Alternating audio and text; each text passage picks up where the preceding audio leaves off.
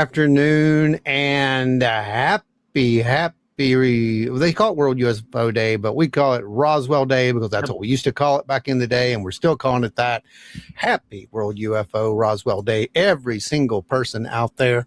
It's going to be an incredible show. We got some stuff lined up, and believe it or not, the news is so breaking on this that it is actually it's bypassing World UFO Day, Joe. That's the crazy part. We're actually going to talk about something else, but there will be UFOs. Don't worry. It's all good. And we will be talking about some other stuff. Joe, let's welcome everybody in. If, by the way, this is Wild and Weird Radio live, be a part of the conversation. Come on in and make sure that you comment. You never know what's going to happen. Sometimes people win stuff. Sometimes they don't. It's just, who knows, but you got to comment. Got to be part of the team. Got to be get in here. Ask your questions of the guests we have on tonight. We'll be talking a little bit about that in just a short time. But for those who are just coming in, it's Bigfoot. They have some evidence of Bigfoot, right, Joe? Yes, they do. So Brenda Ratliff, how you doing? Non-Lives, Donna Ho, what's going on? Gary Foote, Jordan Booker, Teresa of Teresa's Haunted History of the Tri-State, Gary Foote, Wolves Den Woodworks, Bonnie Blue, what's up? Linda Sigmund. We have Spooky Appalachia. What's going on, Jimothy? Good to see you, man. Arthur, good to see you out there again. Thanks for joining us once more. We got Jen out in the wild here. Good to see you in there. We've got Stone Maven. You know that it was actually cooler at your house than it was at mine today there, Stone. And you're way out there in the desert lands. So, Uvaru, what's going on? Trackway, good to see you out there, brother. Trackway. It's the elusive Trackway clan is back. Good to see you out there, man. Dark Wolf, what's up? Hey now. Who else? Hey now. Terry Carter. Chris Enzo's in the house. Whoa, holy crap. LW Marshall. Look at you. I'm overjoyed. The family has been in Europe for weeks, finally coming home tonight. Nice, man. Thank goodness, man. It's good to see you out there, brother. I've missed seeing you pop up in the chat, and it's I need to shoot you a text message. It's good times, man. Good to see you out there, brother. Amy, good to see you. Happy 4th. Yes, it is hot and muggy. Good to see this crowd showing up. We were a little worried. Understand a lot of you guys are traveling right now, and thanks for taking time to jump in here with us. Andrew, good to see you. Wichita Okie, what's up, man? Ada Cox, JB, what's up? Good to see you out there again. Man, we got the crowds showing up. We do have the crowds rattling off names, and Octopus shows up, and everybody comes in the house. Everybody starts sharing this out. Copy of The Day After Roswell. It arrived, and I can't wait to read it. That's awesome. It arrived in good timing, my friend. Everybody, share this out to your friends, especially if they're Bigfoot people. Okay. Yeah. This is, like I said, we'll be talking about some other stuff too. You know us, right? Because we do got to go over the news real quick, and obviously there's some stuff. All right, let's go ahead and let's dive into this news. Yeah, let's just hit the news really, really quick, as fast as we can, and because I really want to bring our guests on and have this conversation. So we're not going to do the news thing. Okay, so let's just talk about really quick the news. Okay, let's do it. There's some news. Here's the news. I guess this is your week in disclosure, right? That's going essentially, on. Yeah. You gotta kind of keep up to date with what's going on. This week we saw a whole lot of just back and forth. We saw infighting starting. We saw general distrust growing. We saw everything that we know is probably about to take place. And we got, these hints that, there's this big announcement coming, we're going to admit to something happened in, 1952, but we're going to ignore one of the most 1947. Yeah. We can't talk about this ever, but we can talk about that. So, okay. So the folks who didn't know, there was an interview with Avi Loeb, right? Hal Puthoff. Avi Loeb, Hal Puthoff, and UFO Gerb. And if you guys don't know who UFO Gerb is, holy crap, you got to look him up. No, go find the YouTube channel.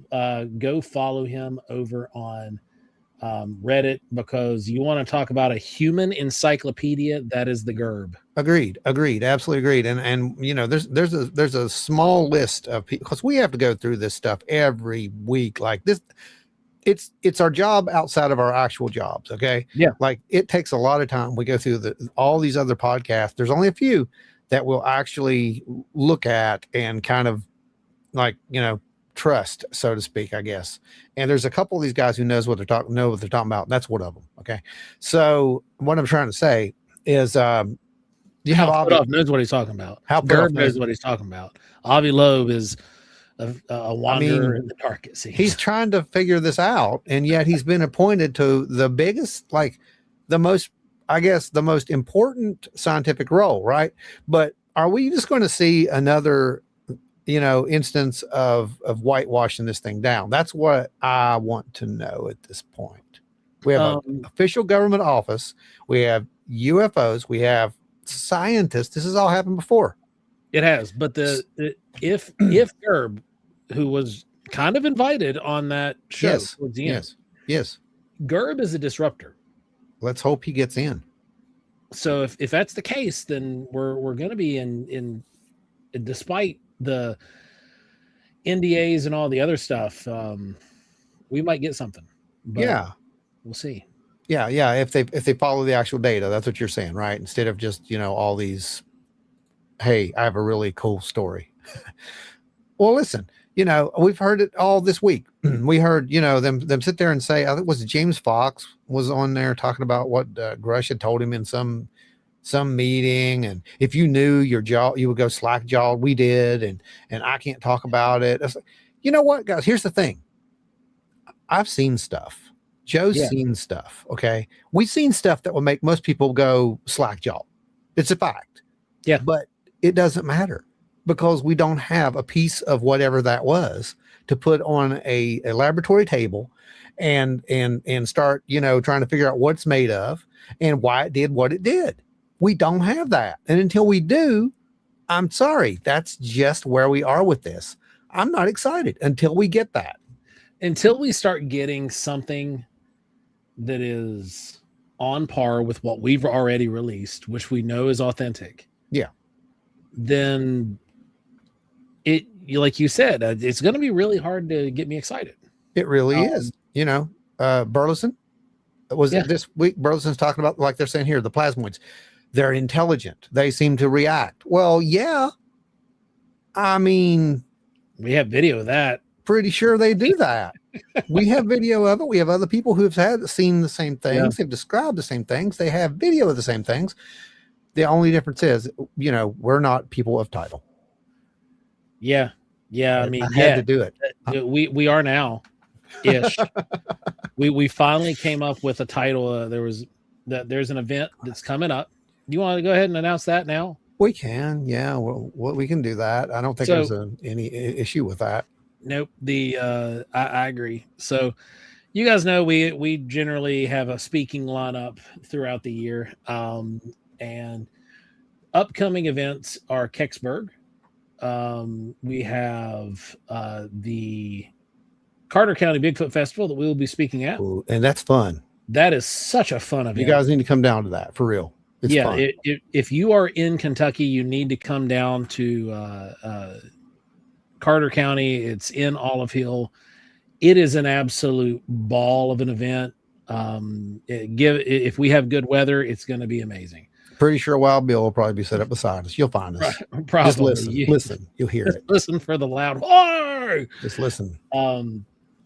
Then the next one, the very week after, is Mothman Festival, which we will be giving a presentation on. Ron, what is going to be the title of said presentation? We're going to actually be talking. There'll be an official thing, but we're actually going to be talking about this form of disclosure that's taken place and how it's happened before. There's the past, the present, the current state of ufology, the reality of it, basically the new reality, I should say, because there's this new, you've heard that starting to be mentioned. They're talking about this new reality. Well, it's strange. That reality is very strange, just to let you all know. we knew this reality was coming, hence the name Strange Reality. It's real. It's not just us saying this anymore. There's going to be actual proof of this allegedly coming up. But even if they don't give it to you, we have some, so we'll be giving it to you. Absolutely. We're going to be free. giving you guys our data with our science to back it up, and help you find your own way to discover these truths for yourself. And it's going to be a good time. LW is great seeing you guys in the STM disclosure series. Yes, that's right. We forgot to announce that last week. Completely forgot. We are in the Small Town Monsters on the Trail of UFOs. Disclosure era, I think is what it's called. Disclosure era. And we were interviewed for it for a few hours. So you're going to be seeing us probably in more than just this episode. Yeah, you'll see us pop up throughout the season. But it's going to be great. We're going to get to talk to you people. We're going to do it a little bit different than we have in the past. So be there, be prepared for it. It's not going to be the same thing you've seen. It'll be exclusively made for this because we were specifically asked to speak on this topic. So that's pretty cool. And I'm when very, you have very honored. The Mothman commander in chief himself that places a task on you to do it, you follow up. You absolutely do. You make it happen. So that's what we're doing. You know what? Speaking of Mothman, there was that other thing that happened with Mothman. Glasgow. Scotland? Yes, Scotland. Greetings. Thank you for joining us, Stuart Wilson. That makes, I think, two of you guys from across the pond that are here with us. It's we got Stuart and we have where's my other guy? Where are you at? He's in here somewhere. I routed him off earlier. I don't know, but which one is this, Joe? Are they showing Mothman Legacy? Yeah, that's Legacy. Are they showing Mothman Legacy now? Okay. Yeah, cool. Everything was on Unexplained channel. On Tubi, like all of the entire, like even our Paranormal Horizons is on there. Oh, is it really? Yep. Oh wow, that's cool. I don't even know. I have no clue. That's awesome. That's great to know. Well, I'm glad you liked it. That's an interesting story, and one day you'll get to hear more of it. It's just a matter of time. Right now, we're actually dealing with more.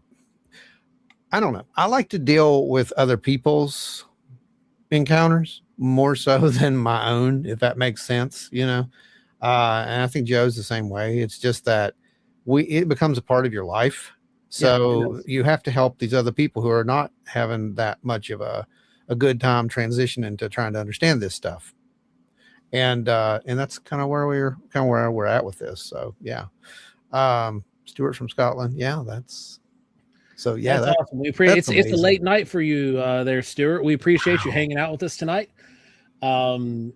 It's good times. We have a great topic, good interviews coming up tonight. Actual breaking news in the Bigfoot world. Yeah, it is. They're actually breaking news. So we're going to throw this in here. Is Dog Boy here tonight? Oh yeah, he's up here. I threw him up on the screen earlier. Look at that. I hadn't seen him for a while. I was here last week too, I believe. Oh, okay. Well, I haven't seen, so there's that. Take us presentation mode. Speaking of Mothman, there's a little something I wanted to show you guys. Let me see if I can find it real quick. So we had a little thing that took place here. You might have seen it. I don't know. A lot of people actually saw it. They had a Mothman night at the local ballpark. And to say that it was interesting was an understatement. We got there a little, I don't know, it wasn't that late really. But by the time we got there, the line was pretty long. I'm like, I'm pretty sure we're probably not going to get one of these things. Everybody's after these bobbleheads, Mothman bobbleheads. And it's like, let's just see what happens, right? And lo and behold, we did get one. And I was actually there, believe it or not, and captured the moment when the last one was sold. I kid you not. Here it is. Watch this. All right. So we're here at the Dirty Birds game, and that is it's the Mothman night. And there you go. There's the last of the bobbleheads. We got ours. We're going to go and check this thing out, and we'll have some pictures of it later. But I saw some folks from the Mothman Museum up here, and we'll see if we can find those guys when we have a while. So I found them working the work right there, doing the hard work. Trust me, I know. Known for very red eyes, mysterious sightings, and seeing chills on this common anyone who crosses this path. Please welcome West Virginia's most legendary effective Mothman.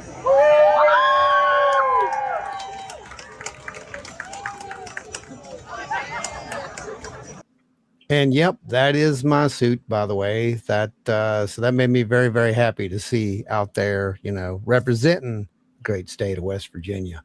So that was kind of fun. Mothman will never be in the big leagues, just to let you know. Well, as you guys saw, our guests got yanked on the screen there unexpectedly, but we're going to pull them back in. Pull them back in here. Yeah. Okay, we got all of them? Yes, here, right? This is Glenn Adkins, Jeff Wheeler, and Mike Benson of the Ohio Squatch Project. What's going on, guys? Welcome officially to Wild Weird Radio Live. Again, guys, this is a live show. Anything can happen. Anything can happen. And will. And will. Usually will. Hey, there's a comment up here I have to comment on. Oh, I need to pull these up. Matthew McConaughey has a pop-up of you. That's the greatest comment I've ever heard on this show. You guys are in so much stuff. Matthew McConaughey is a pop-up of you. I think it's awesome. You need a shirt, another shirt. Oh, man. That is hilarious. No, I'm still waiting to hear back from his management team. I seriously don't think they're taking it seriously. We hear back from Giorgio before we hear them. Actually, we would. What's funny? I was going to say, if we reach out to Giorgio would actually answer. All right. And there's proof of that. Yeah. But speaking of which, he's coming back. He is. He's going to be at Cryptid Con this year again, and you can probably find him near us. Somewhere. He'll be in that vicinity. He'll be in orbit, somewhere in orbit. You guys, before we get in over our heads here, apparently you've made some news here. You've done something, and we were going to put you on last week, but dummy me, I double booked, and I got excited because it's such a cool story, and you're like, hey, I want to do this. I'm like, all right, let's do it. And then I get a call from Stan Gordon, and he's like, hey, we still on? I'm like, uh-oh. So we had to bump you by. One of the few people we're okay with bumping us.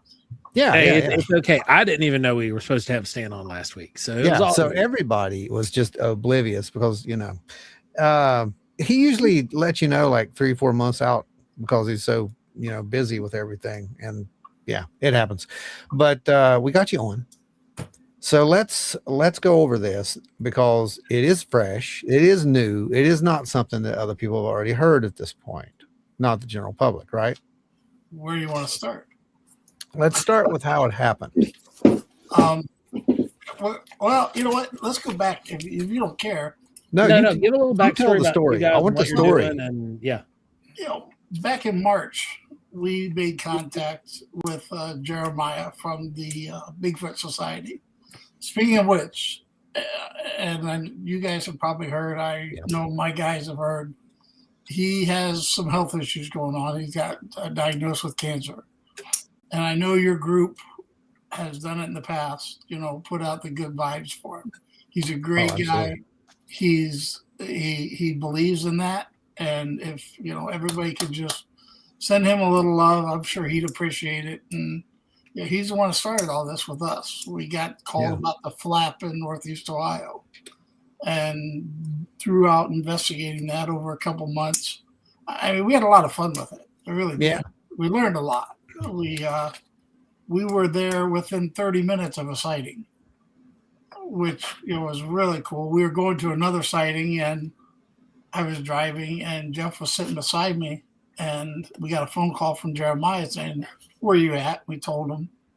And he said, hey, where are you at? This sighting occurred here. Are you close to it? I had no idea where we were. Yeah. And Jeff looked it up. He says, we're 8 minutes away. So, of course, we did a U-turn and and these people had just had an encounter. So that's very unusual to be able to get there and do that quick, and that was fun. We learned a lot, and it added a new dimension to it. Mike even said that, when we pulled up and they showed us where it happened, you didn't want to take your eyes off that spot because there was a swamp there, and we half expected it to walk back out of the swamp at us, and it just added a new dimension in the whole thing. It was a lot of fun, but that got us involved with all kinds of things. But we were talking mostly about the track, and Jeff found the track. Jeff is kind of new to it, but we pulled into the place that we've all been to. Well, yeah, we've all been there, and it was where I had my sighting. And it's kind of a special place. So whenever we're in the area, I try to stop by and see it. Yeah. And my daughter and I were in the car talking, and I look out, and Jeff and Mike are walking around. And you know what, Jeff, you tell them what you found. You tell them how it went and how it happened. So we get out of the cars, normally stretch our legs and whatnot. We always stop at that location right away when we're going to Salt Fork. And Mike and I are kind of milling around, and I said, "Hey, look at this!" And it was right by the edge of the lake. There's a little. Probably a little fishing spot at the edge of the lake there, probably 30 feet, 40 feet, maybe. Yeah. And right there on the edge is one footprint going right to left, perpendicular to the shoreline. Yeah. It's not facing the lake like it was going into the lake or out of the lake. It was going across the opening there, and it was strange. There was kind of another one like the other foot, but just barely a ridge, barely a toe, so there wasn't enough to even consider casting with that. Okay. Now Mike came over and looked at it too. There was some slide marks right past it, and of course, we debated, was it just a regular foot and maybe slid to make it look wider? Yeah. The toes are really wide. The foot's really wide. So that's a distinct possibility. It was only 11 inches. So that was also a consideration. Right. So that's how we ran across it. And let's show it. Let me pull this up here on Present Media. You might disappear again. I don't know. I haven't seen the final product. This is live, so well, you sent the pictures. These are the photos that I sent, Mike. Okay, here we go. Oh, you're all here. It did work. What do you know? Look at this. Okay. Wow, that's amazing. Okay. So let me pull this comment down here where we can see them. There you go. And I will blow this up. There we go. You guys can see that? Yep. In future, I think I would take a shot too to kind of show where, pull back a little bit, show where we're at, location. Yeah, definitely take as many photos as you can. We've kind of figured that out over time. I mean, we even do LiDAR now. So, it's just every bit of that is data. Like every piece of that is data. Yeah. And there's stuff there that you just don't see. I mean, there's stuff that you don't notice. We figured that out by, several years ago. It was Tom Shea looked at one of ours. We just thought it was a terrible cast. It was one of the worst casts we've ever taken. And he's looking at it. He's like, "Oh, well, you've got ridges here." I'm like, "What?" And then, go home and look really close with a magnifier. And well, lo and behold, he's right. There actually are. This was actually something. And, you just don't know until you really get down in there and take a look at that stuff really close. Right. Oh, you guys are not new to this. You've been out in the field. You've found things before. You've seen things. You've had encounters. But this was when I got out of the car and looked at it, my whole thing was, all right, they're getting Jeff is he hasn't found one yet. Or I was looking every way to say it's not a track. Right. And the thing is, it's the correct foot. It's on the right side. Yeah. As it's walking along the edge, there's a lot of gap between the toes. This one shows it even better. Yeah, there's a massive amount. I mean, look at how big this toe is. Because I'm looking at it. The width of it is really impressive, and there wasn't any other footprints there. No. Here's the thing, and if you have somebody who's going to go fishing at this spot and is going to be barefoot, you're going to find more than just this one impression in the area. You will. We looked and couldn't find any other barefoot footprints. No. So I was really kind of impressed with it. Yeah. It is impressive to look at. I would love to have seen the LiDAR data on this because I can see there's ups and downs and it's so smooth. I mean, it looks amazing. I mean, it had a little ridge in the middle of it. I can see it. Yeah. But closer to the toe than you would think. Yeah. There was a little ridge there. But this is the spot where I had the encounter with the adult, and one of my team members back when I worked with Robert Morgan had an encounter with a juvenile. Well, you know what? Not all prints are going to be 16, 17, 18. They're not. No, they're not. And we've actually had, multiple people on the show talking about that. Joe's actually has some really nice smaller tracks that he's got out there before and had them looked at. They are typically the tracks that I guess the detractors try to debunk the first because, they are smaller, but there's some proportions here. And you want to look at the length to width ratio on this. Right. And if you look at a slide, somebody will say, well, that person just slid. Right. Okay, I can see what you're trying to say, but look at the toes. There's no sliding. Yeah. That would have been together. Well, I can give you one better than that, Glenn. Look at the vegetation on where the big toe is. That's straight right there. There's not. It's not. Nothing's being pulled into it. Yeah, it's not bent because it would have had to have been slid off to the left, right? I mean, that's the way that we would be looking at this because it looks like if it was a slide, it's going to be sliding to the left, sort of. Now, no, left, right. Left. Okay. Yeah, this is a right foot. Left, right. Sorry. And the bank was sloped down left to right. Okay. Yeah. Okay. So, but this is part of and I want to bring it up now because I don't want to go much farther. We're not allowed to. Yeah, absolutely. We were filming with a national film crew that day. Right. And if you know where this is, Ron, if you look across the lake, there's a big steep hill. Oh, yeah. Just on the other side of that hill, we were filming. Yeah, I know exactly where you're at. Matters of fact, and it was just over on the other side where we found this, and I was like, I mean, we sort of filmed there before. I think we know where we're at, right? I mean, which led us to a bunch of other things that are appropriate on this day. Yeah, but you were talking about that though. So let me. I do have that. I have your description, your first description that we caught down there. And this was from, what's this? This is 2023, right? When we did this, I think. I believe so. Yeah, it's been a while. So it has been. We got up into here, probably about midway, 20 yards from it, something like that. And for some reason, we both hit our lights at the same time. And what we did, I mean, we're closer than this. We did this, and he was standing here. So that's the same, like, general area. If you would go directly to the left of where we were standing just now, that's where the track was. Dude, that means that there would be this area. So I actually have some footage from that area as well. Should be right about here, right?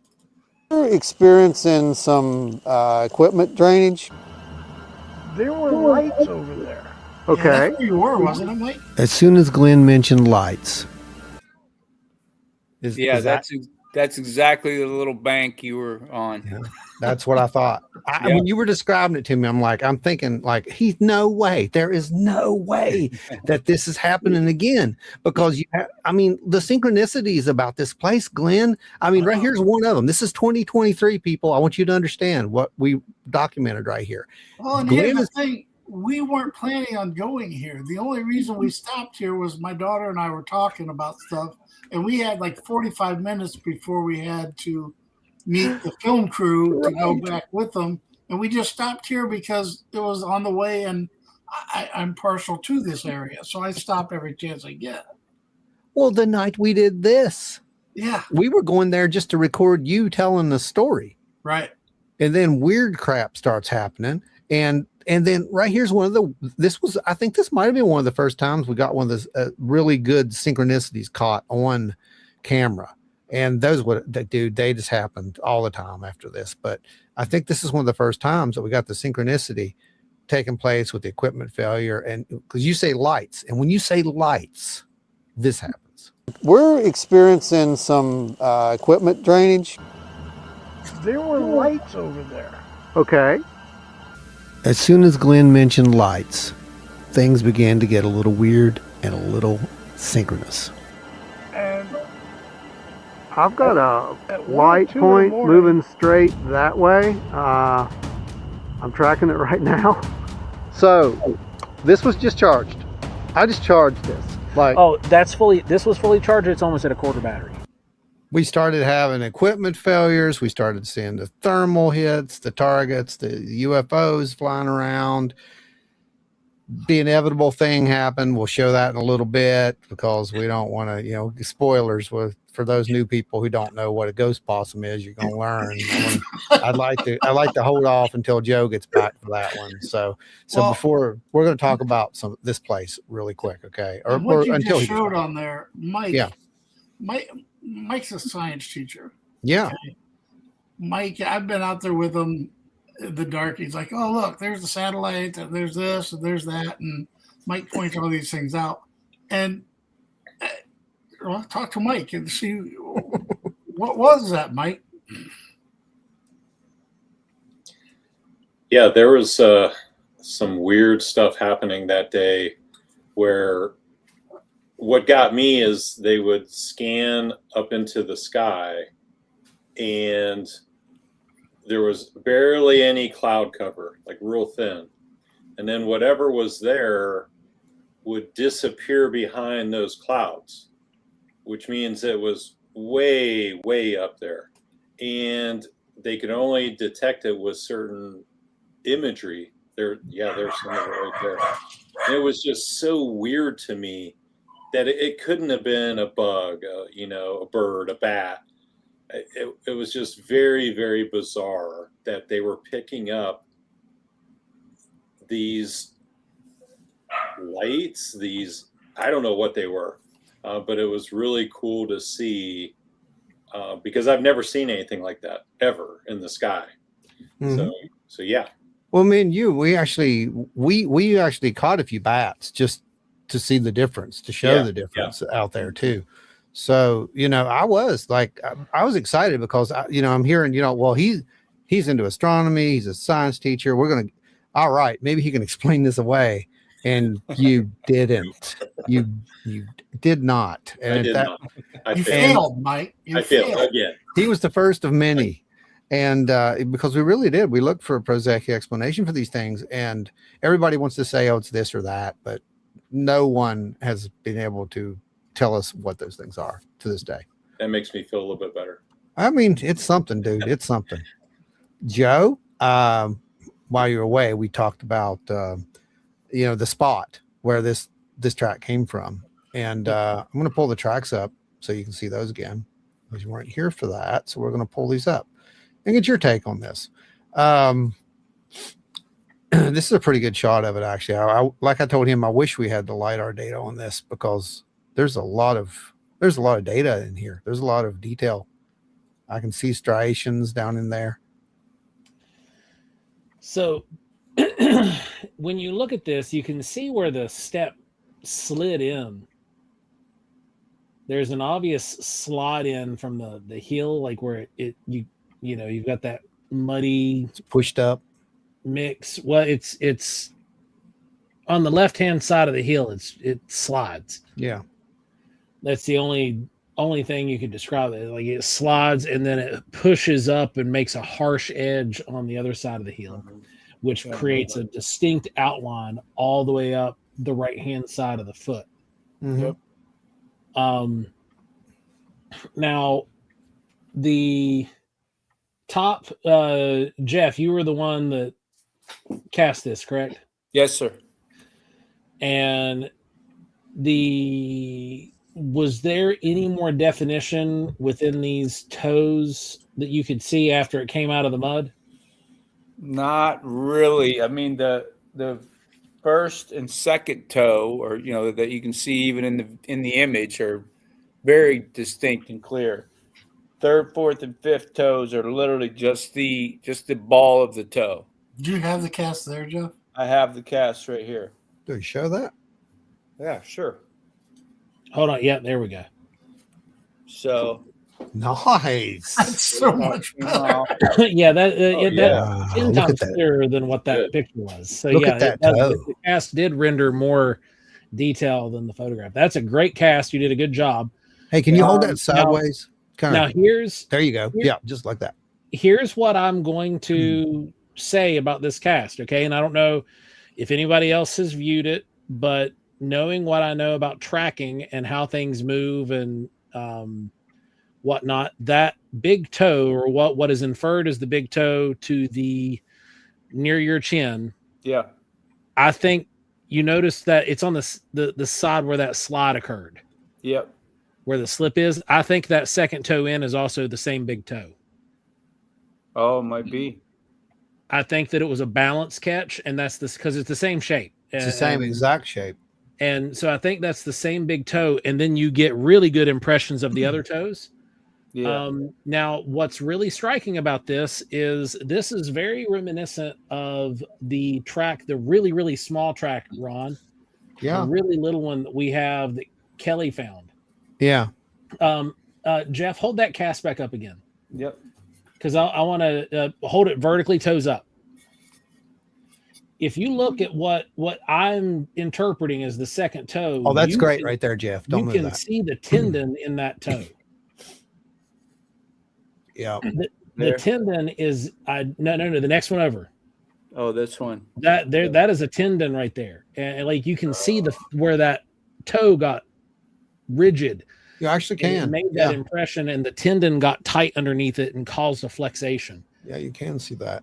And then you can a leaf or something was blocking that, because you would have almost seen the exact same thing on the next toe over, a part of it, but then it's cut off by that stark white area, which I'm assuming was like a leaf or a rock. Yep, was a leaf. I learned the hard way. Yeah. Not to pull a leaf off after you cast it. Oh yeah, burn them off. Yeah, burn it off with the torch. Yeah, and let's make sure everybody understands. This was his first cast, guys. Yeah, it's fantastic for a first cast ever. This is really, really good for a first cast. Well done. Okay. Well, and he's not even using. He went above and beyond and got the stuff from the dentist office. And he's not using the plaster Paris and stuff like Hydrocal. that. Hydrocal, yeah. First, like I said, first of all, when I got out of the car, I was like, this yeah. Jeff's got some hillbilly girls' footprints there, and hey, as soon as I saw it, I'm casting that. And you were right. It's like it worked out so well because we had to leave. I mean, we were due to start filming, so we had to leave it without casting it. And we're like, oh my god, So we went and did our filming thing, spent all this time there. And then we got stuck because dinner wasn't ready on time, and they were delivering dinner to us. So they brought all this dinner to us, and we threw it in the car. We were like, all right, got to go. See ya. And we took off, and then we went and cast it. And it was really cool. So it's one of those things that you don't get to do a lot of, sitting around, eating pizza, BSing with friends, busting on each other while your casts are drying. I mean, it was a great night. It really was. Jeff did great, and Mike didn't even get scared this time. That's great. We're mostly busting on me. Yeah, and there was no radiation, so you guys were safe. Radiation. You didn't have to worry about that. Well, there could have been. We didn't know. Exactly. Why look for it when you don't have to? You know what? La la la la la la. Yeah, Jeff. Everybody in the chat, they all agree. Very, very well done. Nice job on the casting. It came out great. Thank you. Again, like I think even if once you have Cliff look at that eventually, he'll probably make the same determination that is the big toe in duplicate. You might be right. Yeah, that makes sense too. That'll be really cool. And Joe, bring your stuff and we'll get you guys a copy. Oh no, absolutely. Next time we're together, we can copy. Have you guys started making copy for that? We haven't done any of that. Let me make it for you. All right. Yeah. No. That's what you guys bring it. I'll bring the material. Yeah. We can cast it the next time we see each other. It is a 8-hour process, but we'll do it as soon as we get together, and then we can demold it. You know what? We could do it at one of those workshops that we're talking about. Hey, JB. Yeah, we could. Yeah, absolutely. That'd be fun. If there's commercials coming through, man, that is great because that means people are actually watching this thing. So we can always tell when it's actually getting out to more people when the commercials start playing. It could also be a sign that everybody else took the holiday off. Oh yeah, it could be that. Maybe that's why everybody's out here. We're these guys. Don't underestimate yourself. Come on. We're so big. We got our little 3,500 people crew. But like I tell these people, you're doing well at what you're doing. Well, we know that these people are the people who are interested in it. Yeah, absolutely. All right. I mean, they're very loyal to the subject matter, not to us, but to the subject matter, and that's what's important. And that's who we want. We want those kind of folks. But those that typically though that is what that means. When you start seeing the commercials, it means that it's getting pushed out to more people, which is I love to sit and watch the chats. The people are really interactive. You've got some of the best audience. We do. And I've been on because of the flap and stuff like that happened up in Northeast Ohio. Yeah. I did interviews with BBC. Yeah. And all these other podcasts and stuff. And it was like, you still have the fun crowd. You actually, you were out there. You were trending above the first days of the Iran wars. I remember. Yeah, what's his name made a joke about us on late night. Hilarious. Yeah. Yeah. You know you made it when they're making fun of you. Right? Yeah, you make it. I mean, that's how I know that we're really better than what we are because people always make fun of us. Well, greatest. Yeah, there you go. It's easy, man. It's easy. But no, that area. So let's talk about this area just a little bit. Okay.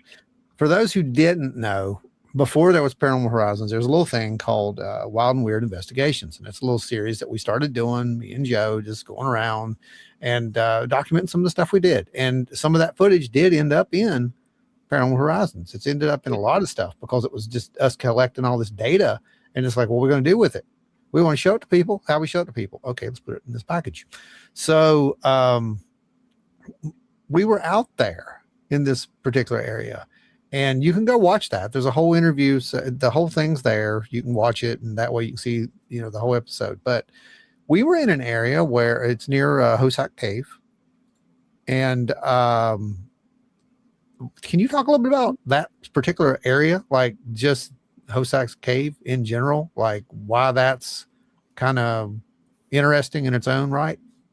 Well, there's been multiple deaths at that cave for people falling off. They've got a really nice shrine there. I try to tell people, and I think I even told you the first time we went there. Mm-hmm. It's in the video. If we get any weird stuff going on, I really would appreciate, and we didn't know each other as well. Please be respectful, because one of the deaths was a little girl and stuff like that. But this is a place that I started at 30 some years ago. Before anything, I mean, I make the joke we were Bigfooting before Bigfooting was cool. You were. We used to get thrown out. Yeah, the Rangers would come down that road, and if you said mention Bigfoot, out you go. You're done. They'll escort you out. Now you go to the gift shop, and it's 2/3 Bigfoot stuff. It's like, you got to be kidding me. They're just, there's money to be made.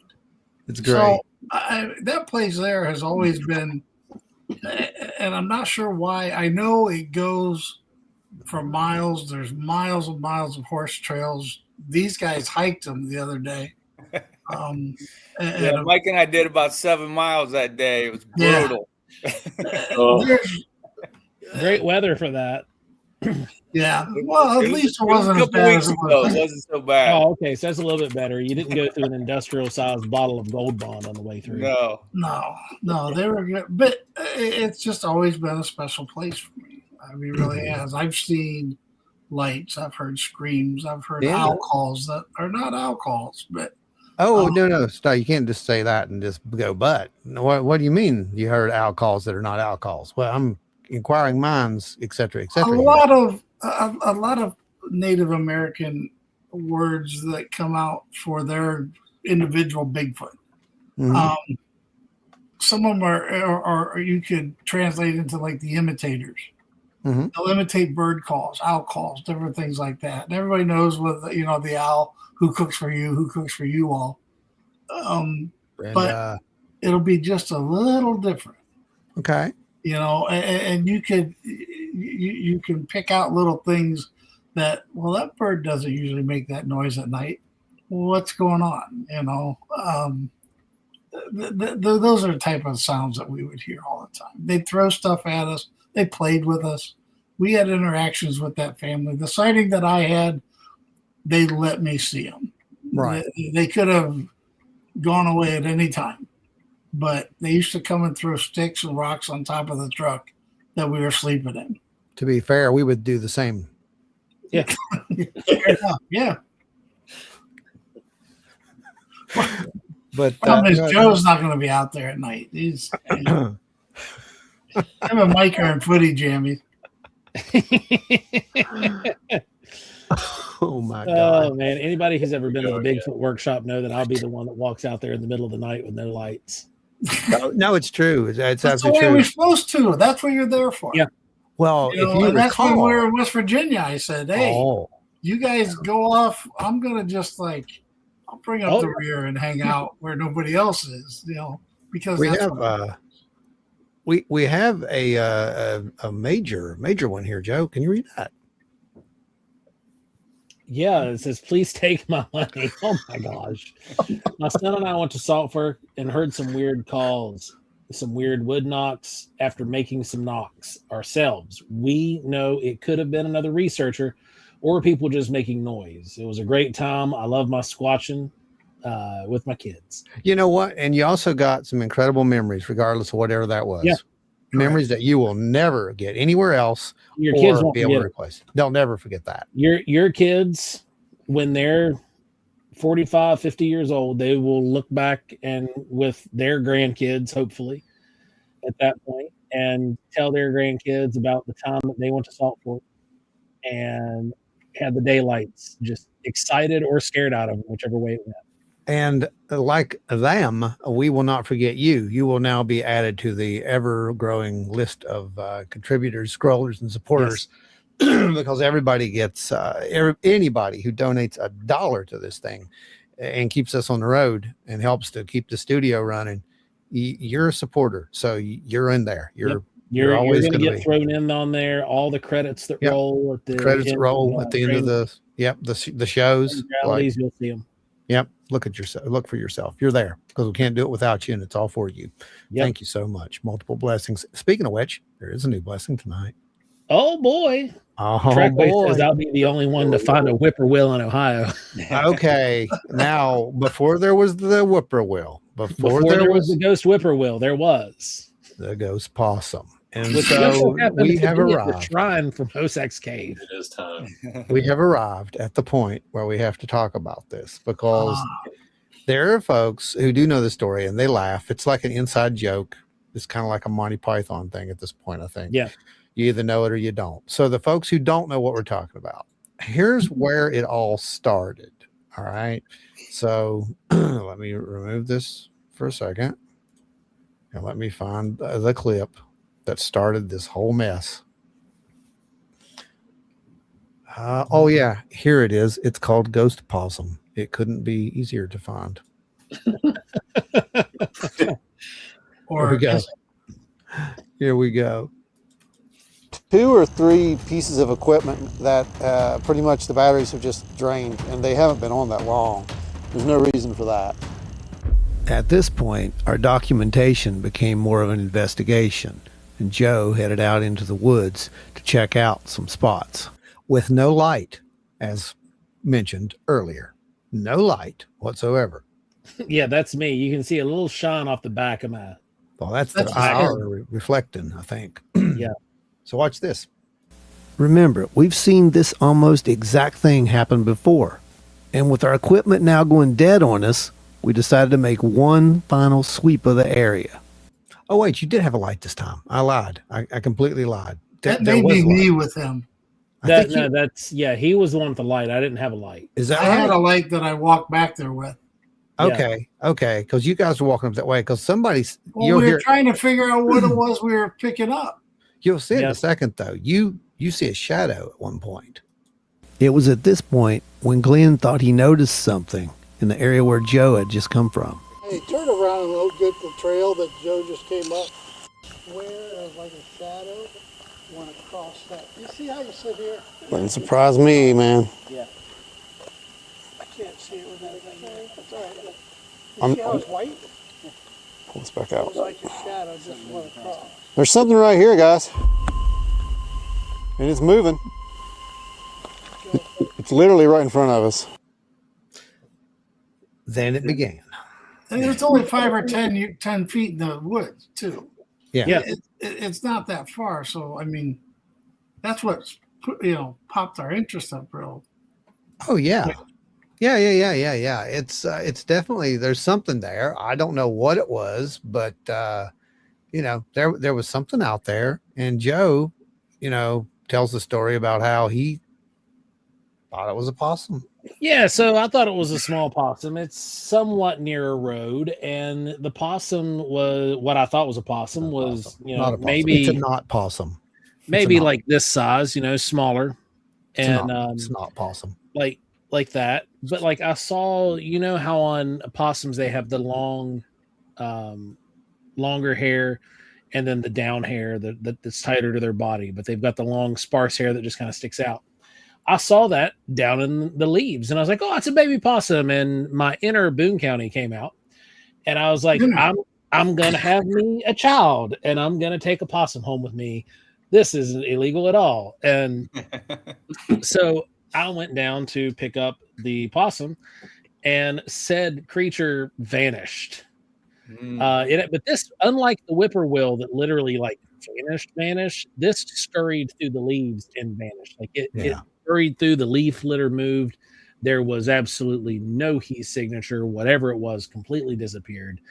And then the thermal activity that Ron was getting stopped. There was no more thermal The activity. batteries died. The batteries died. That's right. We were done. That was it. Let's go home, guys. Yeah. So it was just like, okay, well. So the ghost possum. The ghost possum legend was born. Oh, and thank you, Beth. That's yeah. The fear is awesome. real. Yeah. Yeah, the fear is real. The That's fear right. is real. The fear is real. Who had the question up here? Finding the trackway about the nearest electrical power source.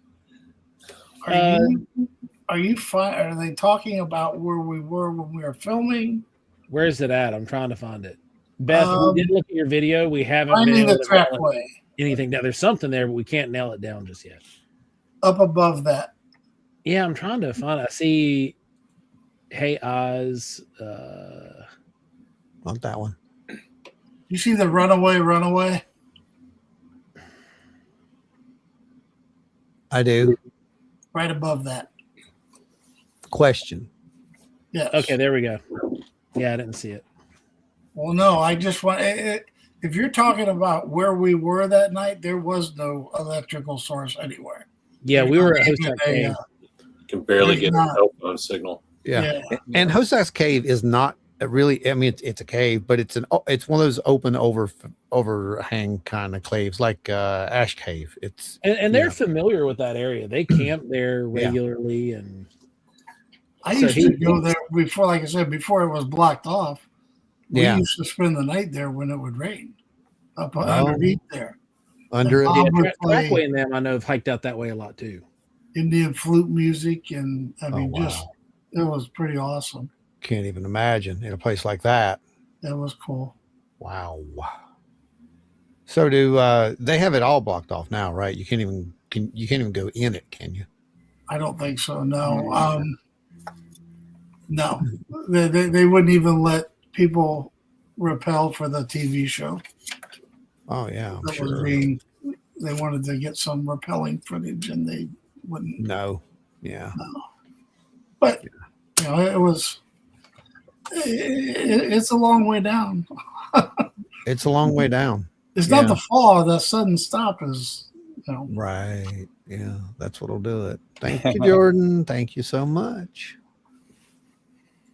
So, folks, let's get our questions in here. We are watching now. So if you got any questions for these guys, please go right ahead and pop those up here, and we'll put them up there. We'll get some answers, or try to get some answers for you anyway. And if you've seen anything you want to share, then by all means do that as well. So what did you guys do other than casting the track out there follow-up wise, or can you talk about that yet? Follow up what that in particular? We hung out that night. We didn't get anything, but we're going back.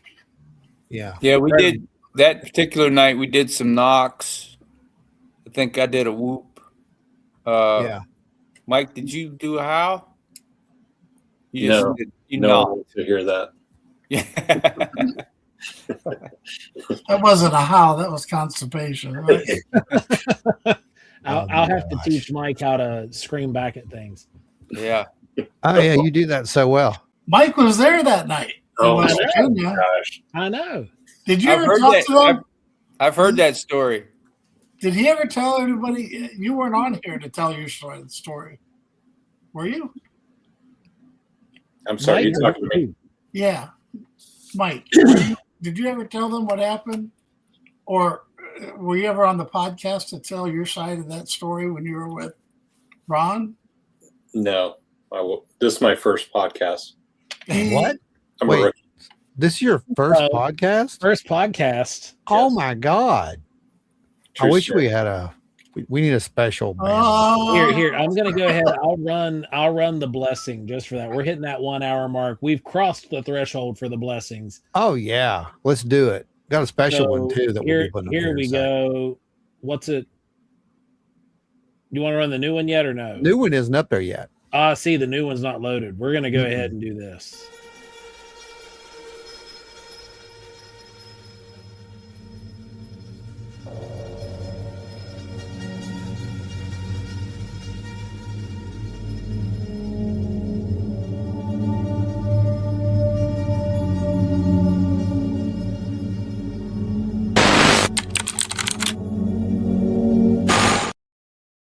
Speaking of that particular blessing, Thank you. next week, when we come on back on this show, we will be talking about the what? It'd be the 79th year of the Great Cover Up, right? Yeah. And how all that began. So be here for that as we conclude and wrap up the whole Roswell Day celebration. That'll be next Thursday, 8 to 10 is when we'll do that. Go ahead there, Joseph. We got questions. Yes, coming in. ask that you guys use a Geiger counter or any other tool to try to measure radiation or energy around the footprint. no, for two reasons. One, we didn't have any of that. Here's the thing: we weren't there to do our own thing. We were there specifically to do a filming for a future show. Second, I don't want to know about any radiation. We're in the woods chasing an 8-foot hominid that doesn't exist, and you're going to start bringing radiation and. Yeah, we already did that with you guys one time. Yeah, and let's it not was mix this up hilarious. too much. Yeah, it didn't. Those things didn't go together so well, did they? No.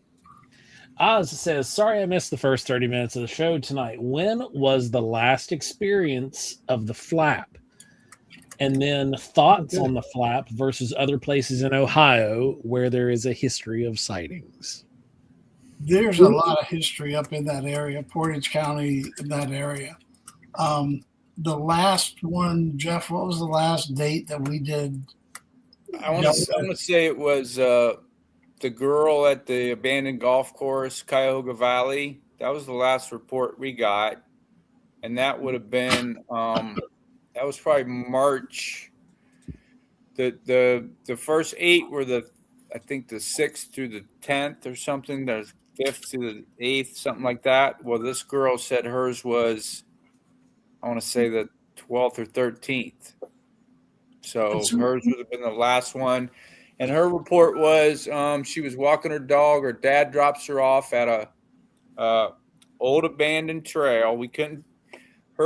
Her directions were so poor. I spent 2 hours just poring over Google Maps trying to piece, listening to the audio that I recorded and trying to figure out where we were at.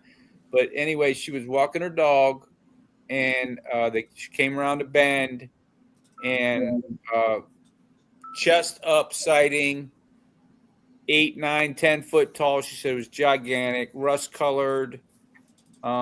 Stared at it for 20, 30 seconds, and then it just turned and walked away. Uneventful.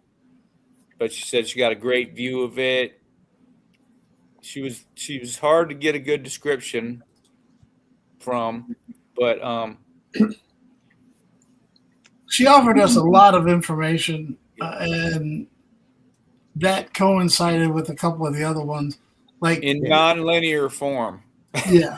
Yeah. Gotcha. Yeah. So Pat has a question. He's asking, what is the flap in general?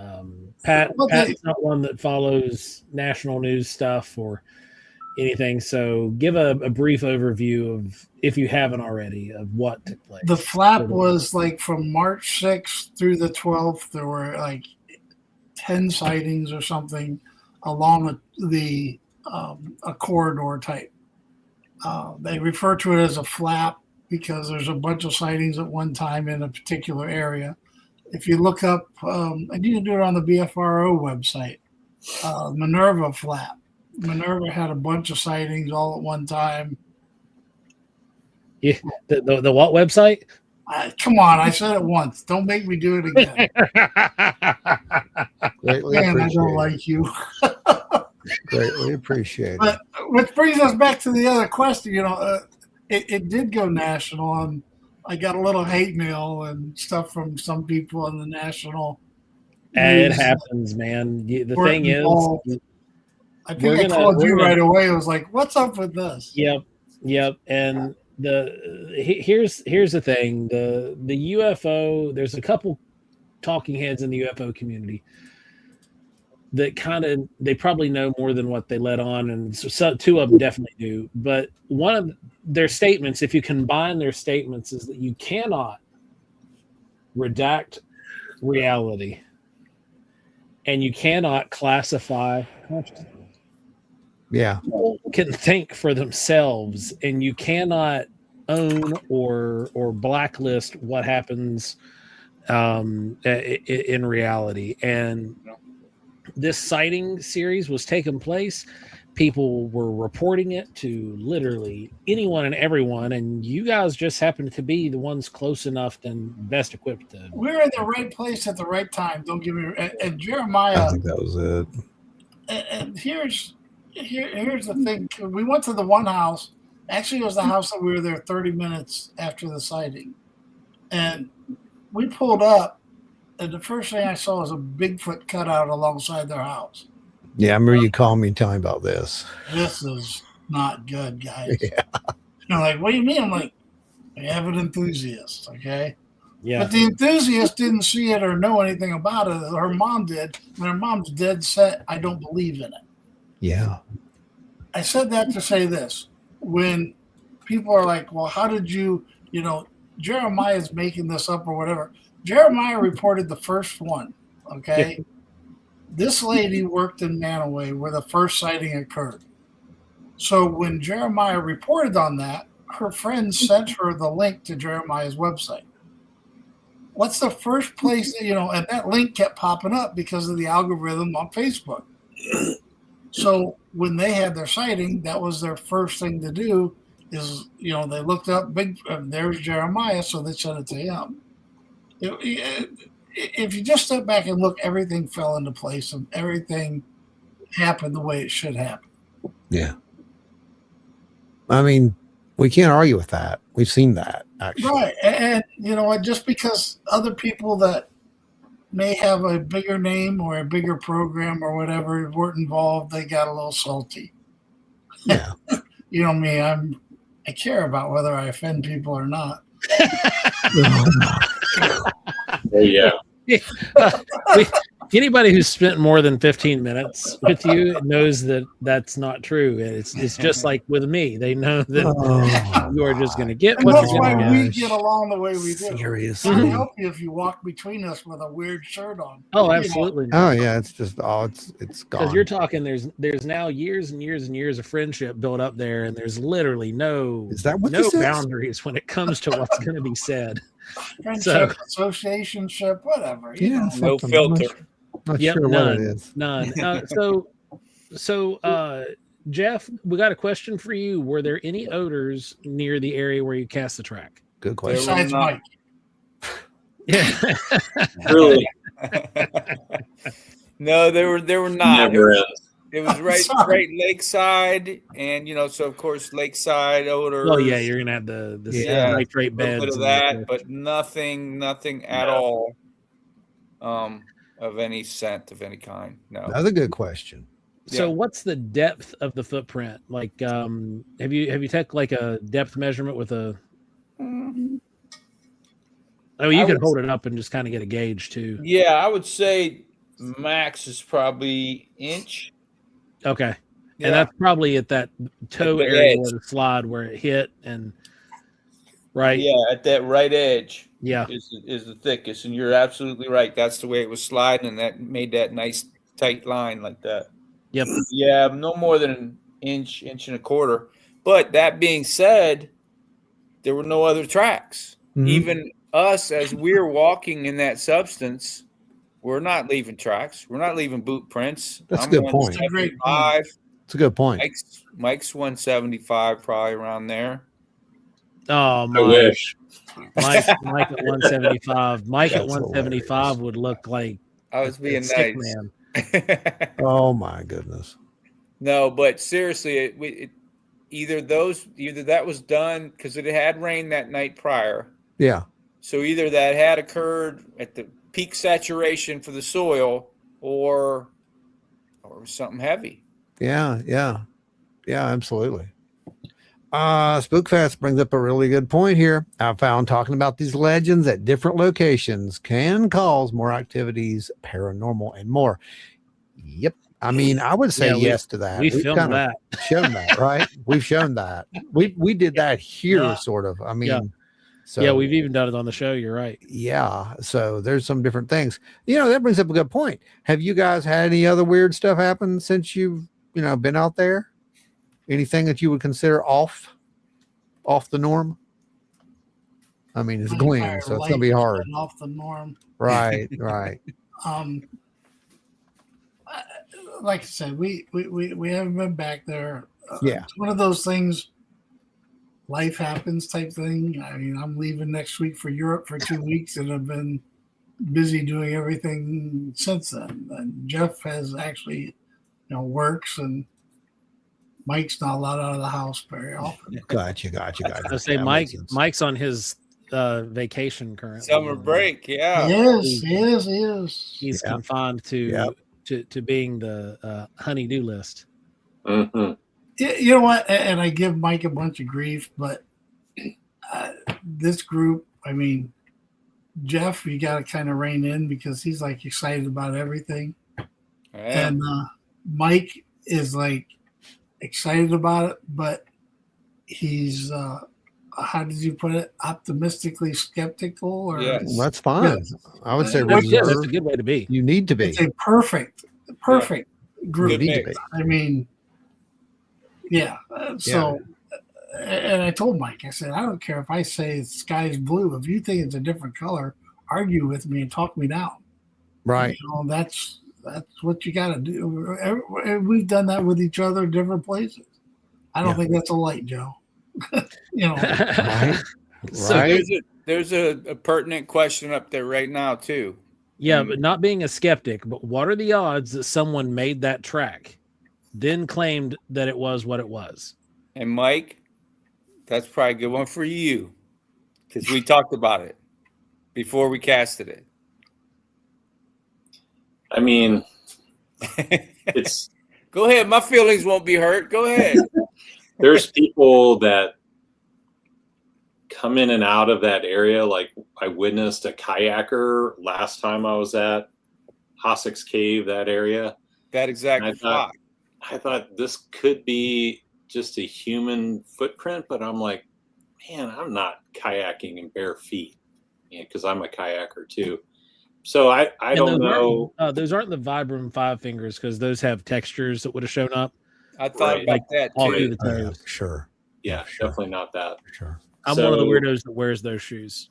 Could have been a human, but man, I don't know. It just looked like Jeff said, it was deep down into the mud. We're not really making prints. I'm actually 195, so and there's just nothing. We weren't doing anything to the mud, and we're walking all around that area trying to get the right angle and the right vantage point. And I mean, I can see the slide down the hill a little bit, but I don't know. So I'm just gonna play the part of that person that's listening out there who's getting ready to be like, this is a bunch of crap. Devil's advocate. So let's do this. Prove to me, 4 of you here, prove to me that is not just a human footprint that someone put out there. Hold it up again, by the way. Okay. I'm going to pull this up, and it's right here. There we go. All right. Why am I not looking at a human? First, Joe. Well, the first thing we're going to take a look at is the heel region. Yeah. Now, you could get a little bit of just because you're looking at the size. It's not overly large. It's not in length, but in width, it is pretty. The breadth of that foot is pretty wide. Right. You're seeing a very wide heel. There's no arch. We're seeing weird toe placement again. A secondary. I think that's a duplicate on the big toe that we're seeing there. Jeff, can you turn it kind of flat? Yeah, like put it. Yes. There you go. Thank you, sir. Now, when you're looking at this too this way, you're not seeing this. Yeah, you've got a little bit of a flexation there in the middle of the foot. Meldrum was a big proponent for mid-tarsal break, but it can appear humans. There is I think 1.8% of humans have that in their foot, but the width, you're talking about how wide that foot is. It's very much not normal, Yeah. Okay. and there is a little bit of a slide. We do have some slide there. So when we're talking about this foot, what I want you guys to do with your mind, just use your imagination. You see on Mike's hand that is stage left, it's his right hand. It is going to be going right there along the heel, and you can kind of see where the line of the foot goes. And then I want you to follow all the way up to what looks like that second toe, which is probably just a big toe duplicate. That is the actual width of the foot. Okay. You're seeing that natural line there. All the rest of that is just kind of some overcast because it was a slide in. But then you have a very harsh line on the other side. And Mike, if you could, Tilt it just or Jeff, if you could turn it turn it towards me, like there, that, right perfect. there.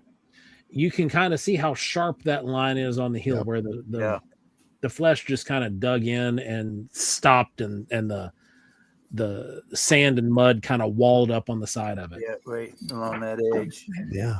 The next part, moving further up the foot, is you're getting into where those toes are. Big toe, yeah, that could be a human big toe. It's not quite the average shape, but in mud there you get some suction that can change shapes. But the thing to me that stands out, the one article about this cast to me that stands out the most is that The third toe. tendon and bone of the next toe. Mm-hmm. That area right there where it shows that the toe actually flexed in and gripped the mud.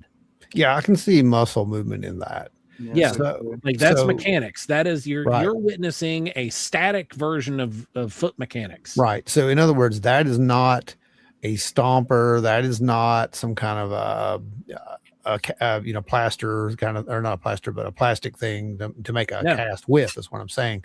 This is a flexible, autonomous something made that. And it could theoretically be a human foot. The proportions aren't that outlandish, but the overall dimensions, the general width from the heel up to that big toe, it's almost the same width the whole way up. Human feet just aren't like that. They tend to have human feet tend to have a shape like this. They're somewhat V-shaped. As the further you go back to the heel, they start off wide and kind of come back a little bit more narrow. Not okay. You've got some people that have diabetes out there that hold fluid in their feet and have problems, and there are medical anomalies that could cause this stuff as well. But just looking at it for what it is in the area that it was in,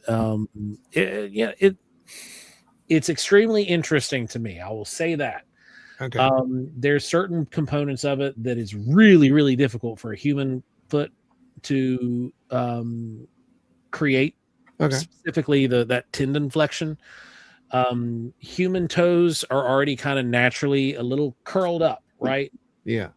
So when we don't really make those kind of impressions, the toes would have almost had to have been out like this and then done one of these motions. Sure, they pulled in. Yeah. And our toes are naturally just kind of But this is the thing that primates do. Yeah, it is. It's a thing that you see in early hominid feet. If you look at early hominid fossil record stuff, that's kind of what their feet look like. Sure. And I know skeptics, whatever. Looking at this objectively, it could be an anomalous human footprint, but there are certain characteristics of that track that stand out to me. Is it could be the potential target that we're all out here chasing in the woods, just because the toes, like that. And I know it sounds silly that I'm getting stuck on that one feature in the foot, but go replicate it, because I've tried over 150 times with my own foot in a fresh garden soil, in river sand, and I've not been able to replicate certain features that we have seen in track casts that we've found ourselves. So what I wanted to bring up, why I said that was why I picked you on that, was because you've seen these tracks, what to look for. And sometimes it is, that's what I was telling you guys earlier. Sometimes it's the little things. It's not the big thing. It's the little things that are in there. It's those little tiny data sets. And seeing it, I can't wait to see it in person. Yeah, definitely want to see it in person. Then we'll be able to tell a whole lot more. It'll be great to put, it'll be great to take along the microscope. Oh yeah. With us. It's mobile. That's what I'm saying. It'd be nice to take it along. That's what I asked when we first got on. I'd be amazed you could see any of the thermal ridges or anything, because there's so much junk in it, rocks and gravel and leaves and this and that. So I guess I'd really have to get a magnifying glass on. A really good magnifying glass and get down there, and once you see them, you'll understand what you're looking at. If you've never seen them before, like, it looks completely different in plaster, man. It's completely different. So you'll notice it. It's not random. That's the best way I can put it to you. There's a pattern there that's not random, and you'll see it. Goodness sakes, multiple blessings out to these guys. Let's give them the brand new special blessing screen. Then we're going to get to all these questions. There's a ton of questions, so we got to get. There are a ton of questions. So let's get the brand new special just for this week.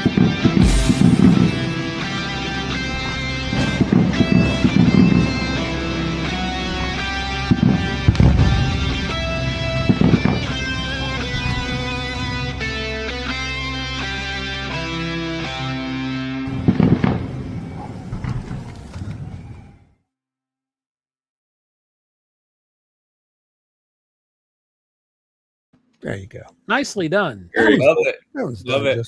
just for just for today. America. So America, Jordan Booker UFO. was asking about mineral licks and salt licks in the area. Are there any other things in that area, like mineral deposits that would enrich the area for habitat? Mike? I'm not sure. I There's mean, a ton of deer, so there's got to be some kind of mineral Right. lick. I mean, it's called Salt Fork, so. Right. But I don't know the geology of that area. I'll be honest with you. Not that one. And I don't know so much about the minerals and stuff, but at that time, this time of year, everything's growing so abundantly, so quickly. During our filming, we found a lot of raspberries that were just starting to turn. We found a lot. There's a lot of cattails, and they pull the cattails out, and it's there's a lot of nutrients in those that they eat. Right. We were joking on the way down there, the amount of deer we saw dead on the highway. Yeah. It was one a mile or two every mile. It's a buffet. Yeah, and Mike brought up a good point that there's more deer in the state now than there was back in the 1800s when we became a state, because we don't have the predators. And Salt Fork is partly national also, so there's no hunting on that part. There's a lot of no hunting zones in Salt Fork, so those deer and they have a safe place, and the population is really, really strong. And I was laughing on here that we saw somebody made a comment about they were down there and saw a lot of bunnies, and we were actually talking about that when we were on the roads. It was I never saw that many rabbits there either, but it's that time of year where everything. So it's a good place for them to hang out and eat. So Godot asks, what do the three guests think of human encroachment on their habitat? I can comment. It just not anything scientific, but just my cursory knowledge of human encroachment on everything's habitat. I think their intelligence is there's still a lot of habitat there's still a lot of land out there, put it that way. And I think they're so intelligent, it's a non-issue. Yeah. They're going where they have to go. We went down and investigated an area. You guys may have met him too. He came over and talked to us at the booth at the OBC about Egypt Valley. So we've all been to Egypt Valley recently, and there's 16,000 acres there, and that's the public land. So there's 3 times that in private land around it, and it just, you cannot convince me that you cannot go in an area like that and get lost and not be found. Oh yeah. Like, people don't realize, like, you hear 16,000 acres or whatever. Most people don't have a point of reference unless they're like a GIS person or they're a cartographer or a farmer. They do not have a concept for how big 16,000 acres is. When you look at a 16,000 square acre area, you are talking hundreds and hundreds of square miles. Right. That you could just be gone. And not only the vastness of the area, but Mike and Jeff went hiking with one of the producers of this show, and you guys you almost had to use a machete to get through some of these places in Ohio. Oh yeah. Especially this time of year. Easy thing. You could be 10 yards off the trail and nobody knows you're there. Mhm, Yep. mhm.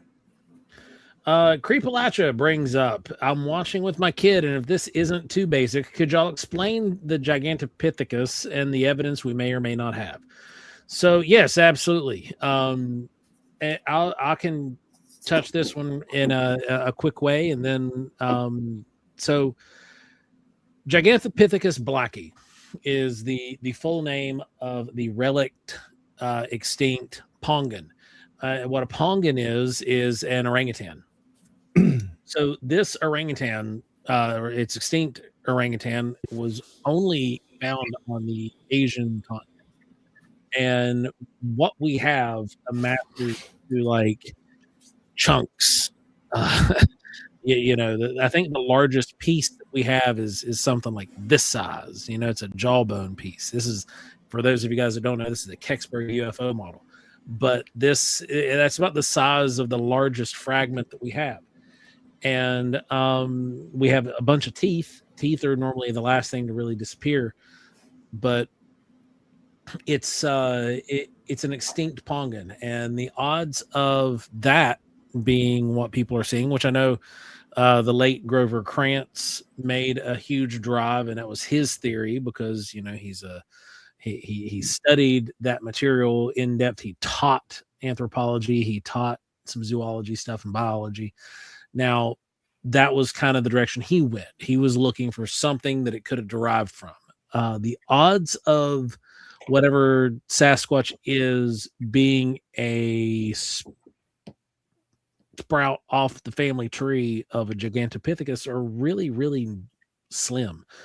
What we're dealing with more realistically would be something that would have branched away from the Australopithecine line or another early hominid. And by hominid, we mean human. Some kind of species way back when that had been long extinct or bred into sapien that just kind of went on its own track, so to speak. Now, this is this image down below, that's a person 2 meters tall roughly, and Gigantopithecus blacki, which fully extended is estimated to be about 9 feet tall. And then the G gigantus is the modern orangutan. So what we're looking at with Gigantopithecus blacki is a very, very large orangutan, and something that is extremely unlikely to have been what Bigfoot became. But it also is something that is that large that they could relate it to. Right. And that's why I think a lot of that giganto theory years ago started. But my thing is, like you were talking, all the, people say, well, there's no DNA and there's no this or that or whatever. The DNA that they come back and say, well, it's not anything that we have or anything that we know of or anything like that. And it's also got human markers in it. So there had to be some contamination, and that's the reason. Why does there have to be contamination? Doesn't have to be. Hybrids exist.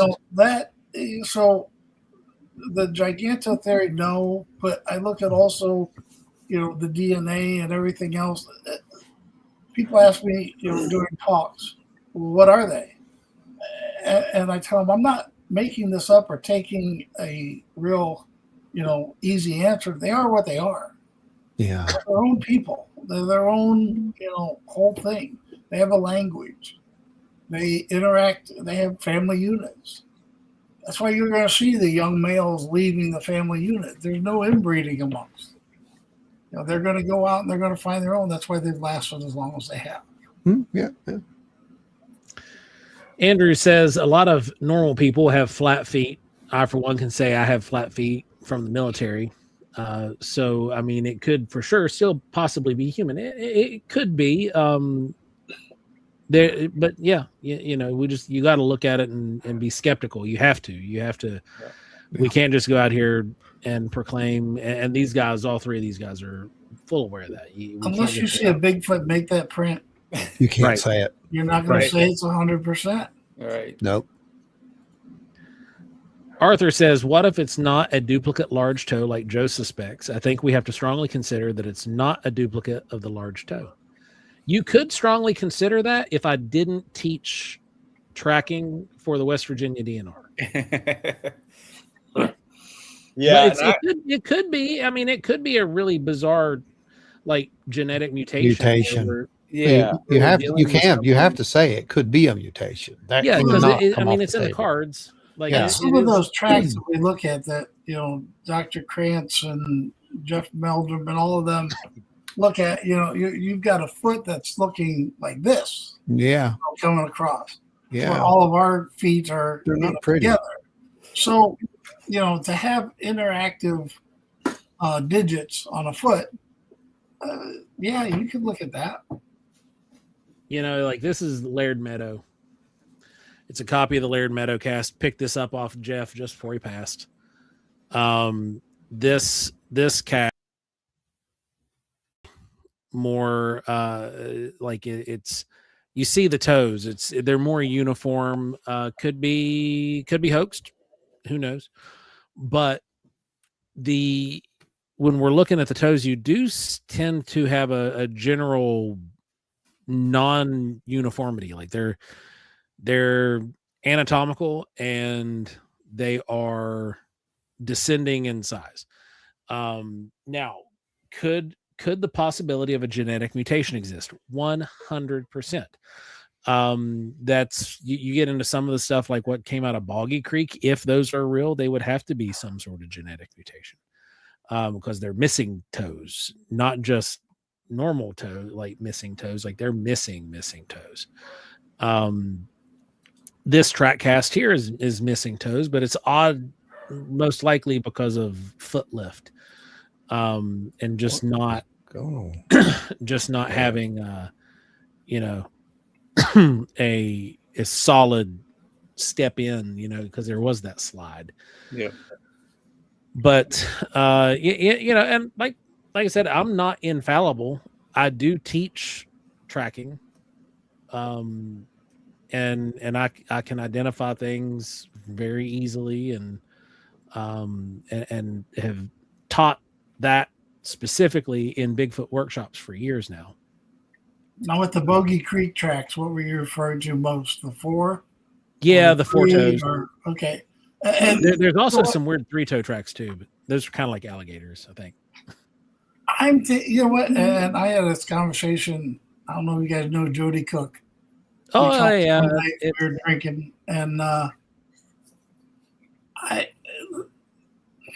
three toes and stuff like. If you look, a lot of those are swamp type related. Now, what if we mutated? I mean, people don't have an appendix anymore when they're born because we don't use it. Maybe that they've adapted their feet to an easier spread or something because of the marshiness of their environment. Now, this is another track cast. This is actually a Pongan footprint. So if this was a this is what you would more be expecting. This goes back to that Gigantopithecus blackie comment. We would expect a foot that looked more like this if it was blackie, Gigantopithecus blackie. And with the opposed thumb. Like appropriately sized. Right. And the fifth toe off to the side more than at the top. Yeah, just like a hand. Yep. Yeah. Well, I mean, I think it comes down to the fact that you've got to question it, and there's nothing wrong with questioning it. And I welcome people questioning it. If you're not questioning it, then you're a believer. If you're a believer, you're no better than a debunker because you're running on the same mindset. Both of them believe one thing. One believes he's right. The other believes he's right. It's the same thing. Yeah. That's not what you want. You want people who present the data amongst their peers and they debate, all right, is this possible? Could this be what this is? Why can it not be? That's what you have to do. And it's really not your job to determine if it's not our job to determine if this is legit. It's our job to collect the data and present it to others to determine. If we kind of know, then we're going to put those in our little checkbox. That's in our notes. It's in our, it's like, okay, it's not a bird. Here's why it's not a bird. Okay, it's not a this. Okay, that's why it's not a this. It's the same kind of thing. So, and then it's up to others to look at that data and then say, well, how do I challenge that? Because they already did this and showed this. And if I do that, it's going to show the same thing. That is how you prove something. Yeah. What you got? This is just another example of another anomalous wild track. I mean, this is from the Pacific Northwest, and you do see that same kind of big toe that's just massive. Yeah, and that runs the course with a lot of the tracks that we've got too. Well, even the Wineberry, when the toe is almost like 2.5, 3 inches wide. The toe is 2 inches wide and 3 inches long. With no slip. Yeah, wow. It's just it's a monster. Yeah. But we're dealing with stuff that is we don't know. We don't know what it is. We have some decent ideas, theories sometimes. But like, it's cool. It's fun. It's. I have a collection of track casts I've studied extensively. As you can see, I'm just casually pulling out track casts from behind me everywhere.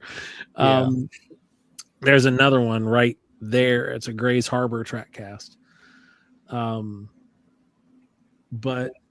they're not all going to come out super clean. They're not all going to be this pristine, super clean. Well, I think that's a problem. Massive foot. Teresa brings up a question here. I had to step out for a second, so I may have missed it. Do we have an estimated weight or height based on the cast print? I don't. I wouldn't even. That's where you need the other peers, right? That's where we need. That's where the TV talking heads come in. that's where you need. Even I think that science is. Yeah, that'd be so hard. There's so many variables. Like I said, it rained the night before. So let's say the ground's at maximum saturation and the thing's my size, 170, and it left it. Or it was an hour later after it stopped raining. How many variables? And it got a little harder. Now he's 270. And how many variables? Yeah, there's an incredible number of variables. It's so hard to guesstimate that.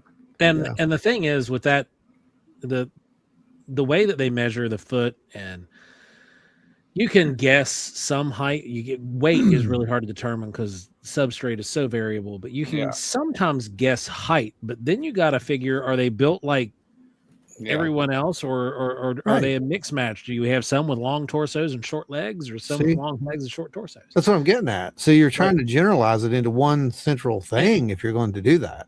And Krantz and Meldrum were real bad about that. I'm just gonna be honest. Yeah, that was the thing. They're like, oh yeah, based off the track span and the from toe to hill and the distance, we're gonna estimate that this was about 11 feet tall. What? Right. Tell me where were they running, or were they walking, or there's so many. Like I said, you go back to unless you see them make that track, can't say it. How are you gonna, No, you're right. 100% right, in my opinion. There's probably a big, elaborate scientific formula for those calculations, I'm sure. But it would be a guess based upon just the fact that, again, we don't know what that is. We would have to have a model, right? If we modeled something, we know what it looks like. We know what it does, like a human. But if you're just scaling up a human, you're scaling up a human. That's not a Bigfoot, right? Whatever that is. Right. So you're dealing with an unknown. And I just don't think that your models would give you an accurate representation of that. That's my opinion. But I'm not a Bigfoot scientist. Well, yeah. I have my feelings about so many comments, so little time. So this one, Shar, if I ever found a print, I would dig it up the soil and send it to forensics. There has to be skin, hair, or some kind of biological material left. You can do that, but eDNA has its limits. There's only so much that science can do. And one of the things that science is really good at is taking essentially what amasses to like a shotgun of information full of birdshot and shoots it at a target 80 yards away. Now, everybody knows that not everybody, most people know that a shotgun with the right load and the right amount of powder, we're at the right distance. This is the important part. The spread can be anywhere from here. That's what you want. You want a tight grouping on your shotgun. However, the farther you get from the target, the wider the spread on that shot gets.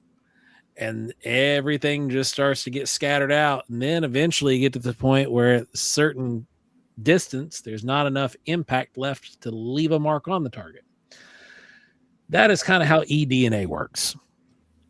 eDNA will tell you everything from microbial life to deer, fish, microfauna to macrofauna, to megafauna. Like literally everything in between. And then there are so many similarities between algae and mammalian DNA that it gets real messy. Yeah. And so much to the point where there was an eDNA test done a couple years back that really turned some heads. But if you look at the full profile of it, you start seeing that there was also some extinct protozoan DNA that was discovered that went extinct before the Tyrannosaurus Rex. But because it did live there once upon a time, and erosion has exposed the remains and the what would have made up these small isopod like small calcified remains, whatever they were, the DNA releases. So then you get a whole big Mod Podge of who done it. And then you have all the human contamination in that area too, that people swim, people pee. There's probably human feces out there in that lake at some point. And the variables that are going to come in and out of that are just going to be so vast. Yeah. Oh, what else we got? There's a bunch of these still over here. Oh yeah, I'm combing through them. Man, keep them coming, guys. Get your questions. I thought maybe the rabbits should be at Salt Fork's official animal. There was also a lot of crows. Then Stone Maven, I've noticed that Bigfoot, in quotes, show up where people go, even in places where there are no fossil evidence of that type of mammal, like the Australian yowie. Like whatever it is, piggybacks on human. What is human? Next question. Is it an expansion of Fae, a relict hominid? I have no clue. Hey, having no clue is the best place to be. Actually is, because if you admit you have no clue, then you're open to answers. Yep. 73 of you out there. Let's get in here and ask these questions to these folks. If you got questions, ask them. Now's the time. Andrew, I guess I would have to see a footprint and a footprint cast in person to get a better judge and be less skeptical. No, be skeptical of footprints. You need to. No, you wouldn't. Don't shake that off. No, you wouldn't. I've been there, and no, you wouldn't. You're no less skeptical. Even if it's one that that none of your crew made it, you are always skeptical. Yeah. Until you pull that thing out of the ground and you get it in front of other people, you are skeptical. If not, you're just, look at my footprint, everybody. It's amazing. It's amazing. You don't know what it is, but it's amazing. What's the one that Mike found in West Virginia? Oh yeah.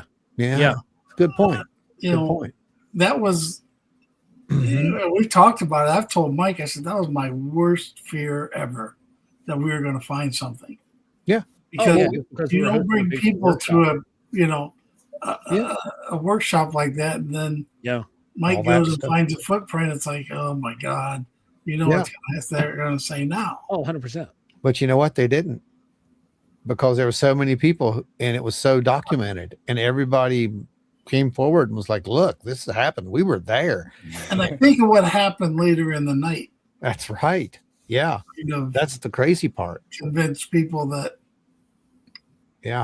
we need to go back there soon. Oh, we're going back there. We'll make it happen, man. We're definitely going back there. Trackway says show the hand cast. I have been doing a lot of changing around here in the office, and the hand cast, as you can see, has come down off the wall behind me. It's moved. It's currently out on the library wall right now.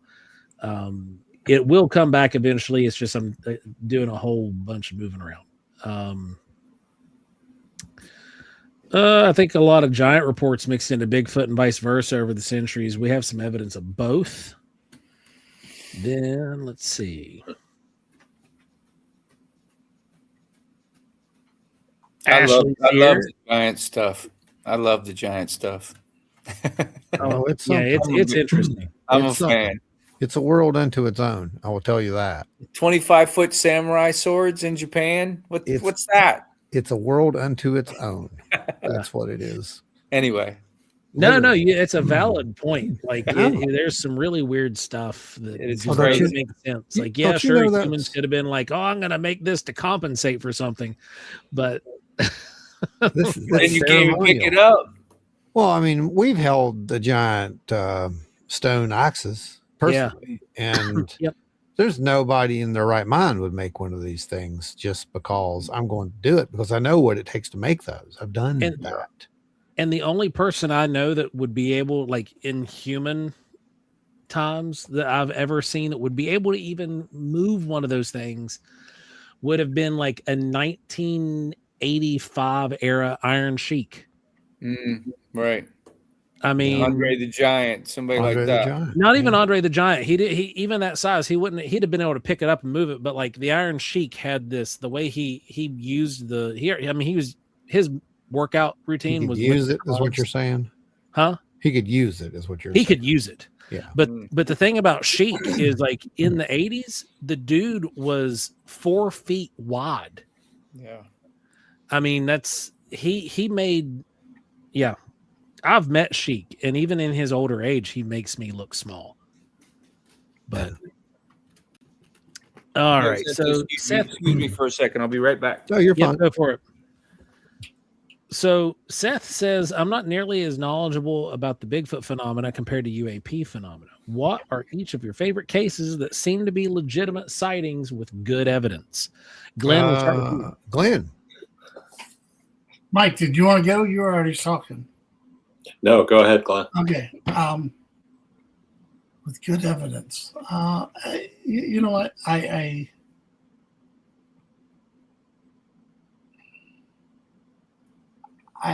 There's so many of them. There's so many things that I've done that, working with Bob, I learned so much. When you're in the woods, well, West Virginia was awesome for me. Not that it was something new, but my daughter and Mike were there, and they got to experience something that, raised the adrenaline, gave them question, and pretty much left no doubt that as we were getting ready to leave, that scream my daughter still talks about to this day. Mike, you... God, that was the scariest thing I have ever heard in my life. Oh my gosh. There wasn't a thunderstorm rolling in. A thunderstorm was rolling in. Glenn wanted to go back out, but me and Glenn's daughter were like, no, we're out of here. Like it was so crazy. I don't know what that could have been. And then Joe fashion just screams right back at it. I'm like, oh my gosh, what are you doing? To try to elicit more from the creature or whatever it was. It was that entire night was the craziest. Oh my goodness. If a show like Discovery could have had that on film. That's the whole point. It's like we get these people all the time. And they're like, oh, I've never seen anything. I was like, come on out in the field with us. It's happened multiple times. We don't know why. It just does. You saw it. You were there. A bunch of the people out here in the audience were there too. So they saw it. But the thing was, all the cameras you guys had, witnessed the same thing. Yeah. And all the cameras that the people that were there had, we didn't get any of it on recording. Nope, sure didn't. And I think that was the reason. But, you know, it's like when I do my talks and stuff like that, people ask, you know, well, what's your favorite piece of equipment or what? I'm like, use your head, go enjoy it. Okay. The movies, the videos, the pictures, they're not proving anything. Okay. Enjoy what you're experiencing. You know, Mike and my daughter were with you guys at the front of that line, and they enjoyed the experience, and there's nothing good. I would rather them enjoy it, have that, than to not have it, but trying to record it. You know what I mean? Oh, yeah. Live in the moment, get what you can get out of it. And, you know, what are we really trying to do? They don't care if everybody believes in them. They don't care if we try to prove they exist. You know, I want the interaction with them. I want to hang out and have a beer with them. Right. I want to split a Slim Jim. You know, I hear they like them. there's only one way to find out. Yeah. Amy's husband just walked in and said, "What's the guy from Avengers doing in there? Fourth guy on the screen, Jeremy Renner. Oh, Hawkeye. That's Hawkeye funny. Mike Benson. That's gonna be your new nickname, That's buddy. funny. Hawkeye? Hawkeye. Wow. That's I'll That's take it. Jeremy Renner. Yeah, Jeremy Renner was Hawkeye. We give him a lot of grief, but he's pretty. I keep telling you, I have a face for radio. No way. Oh, that too. Yeah. But, That's why we take him out into the woods to go look for Bigfoot, man. Oh my gosh, you guys. Gee. and you know what? That's a perfect example right there. When we go out in the woods, even if we don't see anything, we don't have anything happen, we have a blast. Yeah. If the world would listen to us solve the problems of the world, we would have a peaceful planet. We Yeah, would. yeah. We would. If we were in charge. Between the five of us, we got an answer for everything. They just need Yeah. to listen. Exactly. Arthras, was this the group that did the evidence collecting camp out with Holler? No, it wasn't these guys. That was some other folks. These are a group of guys up in Ohio. The Ohio evidence Squatch collecting that Project. they did, we were talking about earlier, was at an event that we host. It was one of our workshops. Wow. With some genetic testing of certain Bigfoot samples listing mama as human, do you guys have any theories on genetic testing of supposed Bigfoot samples? Are they real or could they be false tests? I think a lot of it is mud and water, right? Mud or blood in the water. And you have to start asking yourself again, what is Bigfoot? And you're looking at what suppose you don't know what kind of samples they are. Right. Flawed test. Well, you don't know if it's a flawed test or a real test that we don't have the answers for. And if we as humans can't put it in a box, it doesn't exist. Oh, that's right. And the biggest problem, and I addressed this at OBC, much to the chagrin of some folks. You cannot test for an unknown. Right. Mike, Yeah. you work in the sciences. You can identify an unknown, but you can't test for an unknown. If you run a sample on an unknown, you're going to get unknown results because you have nothing to compare it to. Correct.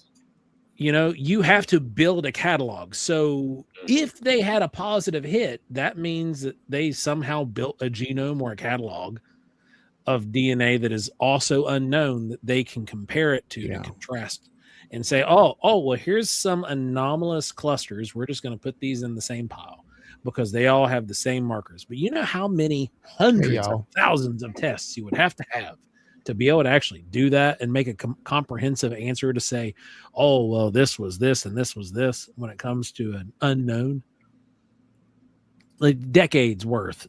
Jeff Wheeler. Jeff's back. We're back. Jeff's back. It's all right. Now, is Jeff the guy or is Mike the guy that they're talking I'm about? thinking It might be Jeff. I've been called Jeremy Renner before. It's it's Jeff. Okay, It's so Jeff. I said, I man, take that back. Mike's not nearly as cute as Jeff then. Right? I always thought I was better looking than Jeremy Renner. Come on.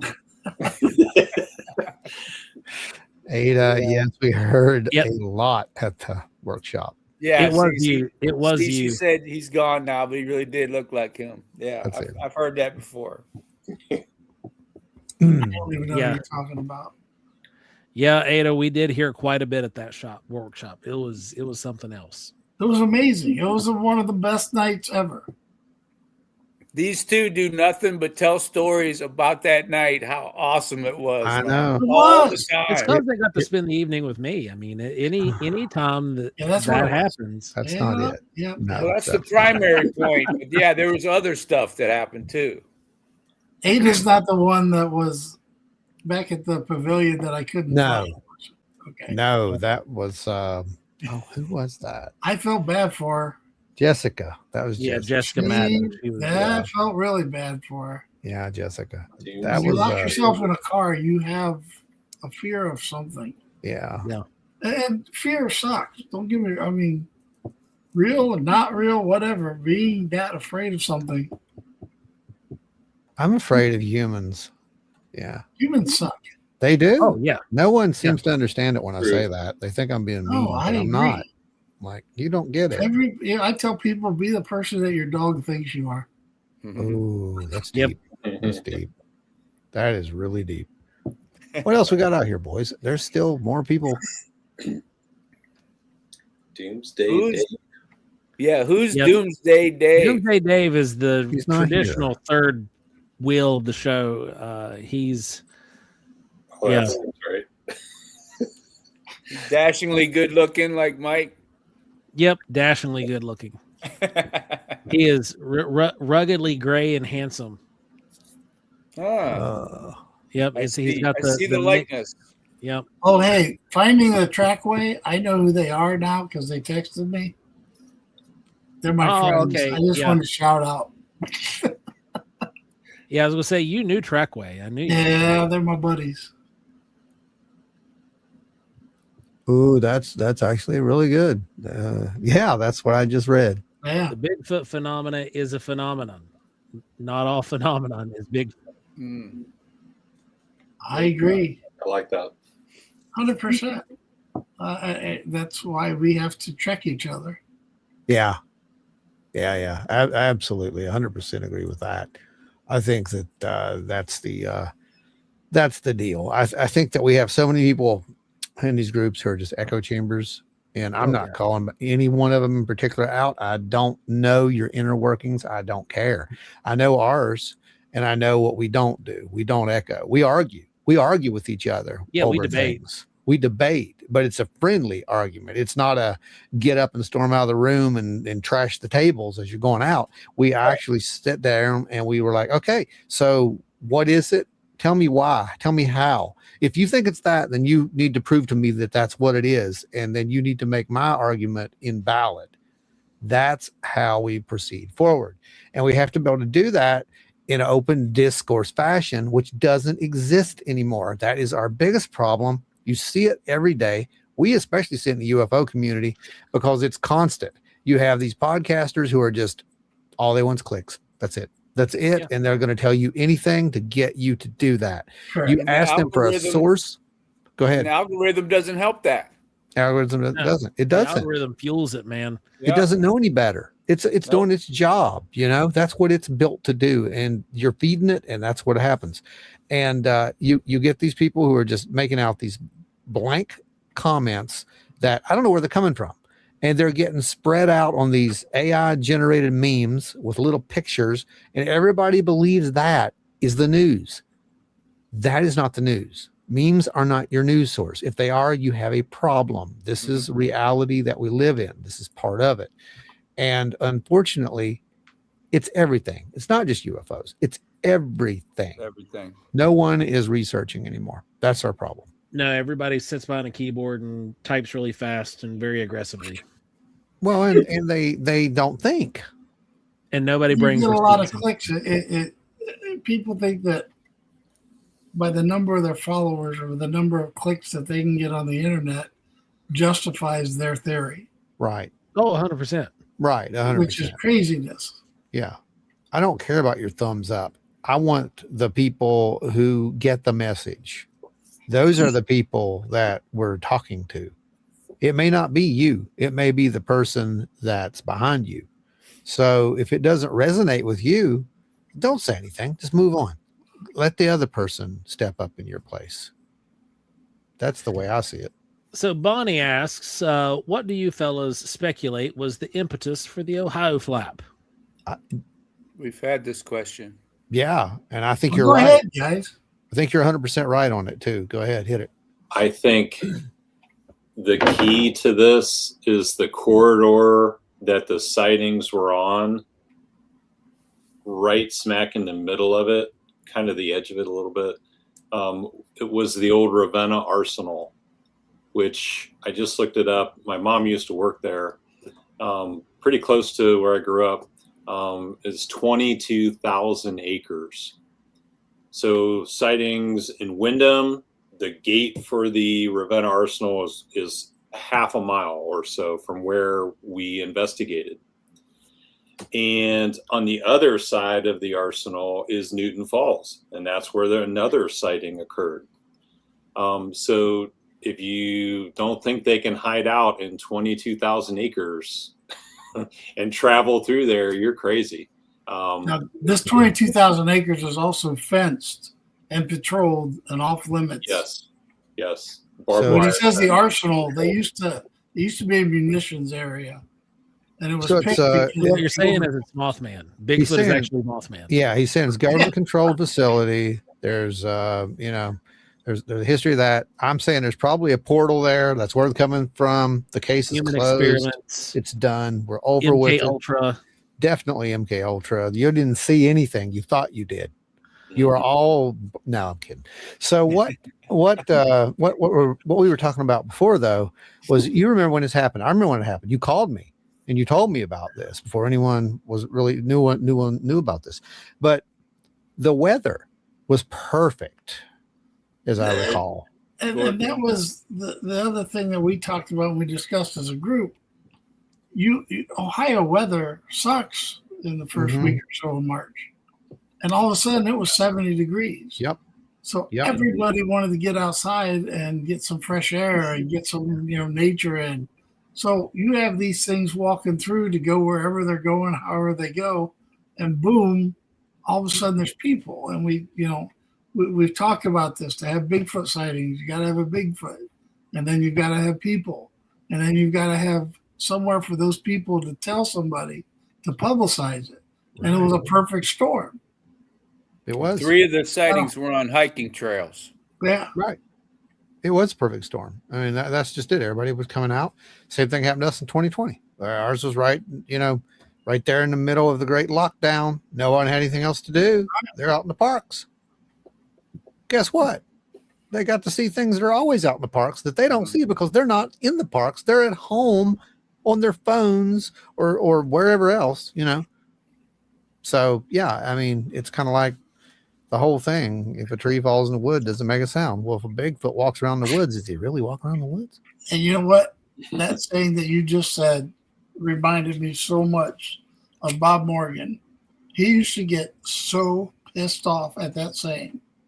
He says that saying right there shows the arrogance of human beings. Yeah. That you think a tree will only make a sound for you. And if you think about it, it's kind of right. It's a true native understanding of that, I think. Exactly. Yeah. It truly is, because it's like, really? I mean, you don't know what that is. Of course it's making a sound. We know it's making a vibration. Regardless if you're hearing it, the vibration is there. That is the sound. So technically, yes, it does. Bring it up. Yeah. I don't even want to break that news to people because, sound is waves. Therefore, the wave is created. Yes, it's there. Doesn't matter if you're there. The waves are there. So, sorry, I probably hurt someone's feelings. Well, Again, you want to make it even worse. The trees talk to one another. they do talk to one another. They use mycelial thread to do it, and It's amazing. It is something knows it fell, something heard the vibration, something felt it, something knew it happened. So, the tree down the tree a half a mile away knew about it. Yeah. So that's literally how the mycelial network does work. I still believe the woods itself is a living, breathing thing. I mean, it is 100%. I mean, so many times that I've been in the woods and you become part of it and just watch, and it's amazing. But then there's been times where I've been in those same woods enjoying everything, and then all of a sudden the woods go quiet. Yep. How does an entire forest go quiet like that? And Been why? there. Yep. First time it happened to me, I was like 14, 15 years old in a place I hunted, to where I got up from my seat, fired my gun into a tree to break the silence because it was so scary. Could you hear the echo? You know what? All I want to do is have a big boom and finish it. Now, due to the fact of all these things happening, and the flap, all the podcasts, I recontacted with a friend of mine who I saw like 3 years ago, but hadn't seen him in 40 years. We grew up hunting out there together. And he says, there are Bigfoot out where we hunted. Like, what are you talking about? He says, well, I saw him. And I said, Scotty, you've known each other forever. Why didn't you ever say anything? He says, because my dad and the old man on the hill told me just keep my mouth shut. You don't talk about them. They leave you alone. You leave them alone, and we get along fine. And now that explains a lot of things that happened to me when I was a kid hunting that area. Mm-hmm. Stone Maven said, I once read a theory that trees carefully cultivate us so they can harvest our nutrients after we die. That sounds awesome. That sounds like something John Lear would say. Yeah. Yep. Awesome. I agree with that. Totally on board with that. And it's true to a point. I mean, you can't trust a tree. Just letting y'all know. Well, y'all want to hug them back at us for all the chainsaws and logging we've been doing for 300 years. Ohio built London. Oh, yeah. It's a good point. Yeah. They harvested so many trees in Ohio and shipped it back that we actually built the city of London. Yep. It's crazy. Craziness. It's true. And there was a comment up here earlier about somebody said that they're going to be sad if it. Yeah. This one. Oh, yeah. Here, if I address that, I will be too. Mm-hmm. Yeah. Because the only way the general public is going to accept anything like that is with a body. Yep. And I think it's selfish. I think it's horrible that we as humans have to kill something, put it on a table, cut it up, and show how great we are to get somebody to prove that it exists. No, you're not wrong. And it's really sad. I'm afraid it will come to that because there's too many goofballs out there. Yeah. The only way that it won't come to that is if we're all wrong, except for Bob Morgan, and his theory that these things are brought here to replace us. I love that theory. It's my favorite part because it's perfect. It fits right in. I totally understand that. The ultimate survivalist. Oh, I mean, it makes perfect sense. Well, that book covers everything that you guys cover, 100%. That was scary. It really does. No, that was scary. Reading that book, and then like you got to read this book. You got to read this book. And I'm like, okay. So finally started the book. I was like, oh my God. Yeah. This is what we've been encountering. This is it. This makes perfect sense. That's what I grew up with. Wow. That's amazing. That's what started me, yeah, be the bizarre individual that I am.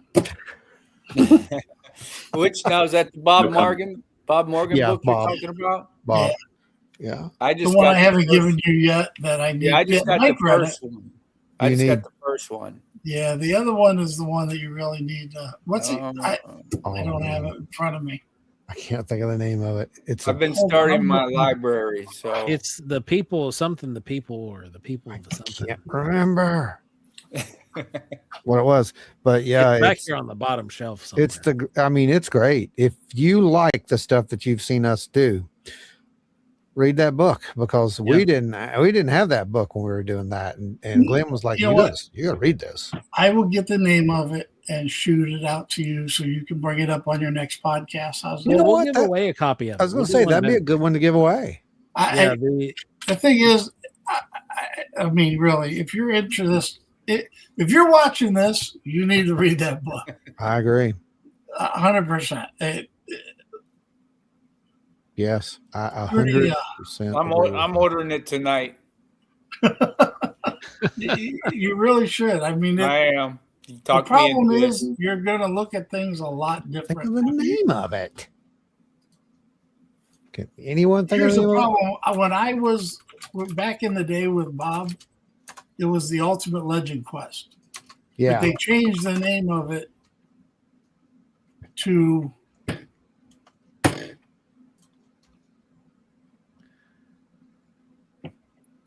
That's not it. I'm just pissed off. But now. the original name was Ultimate Legend Quest.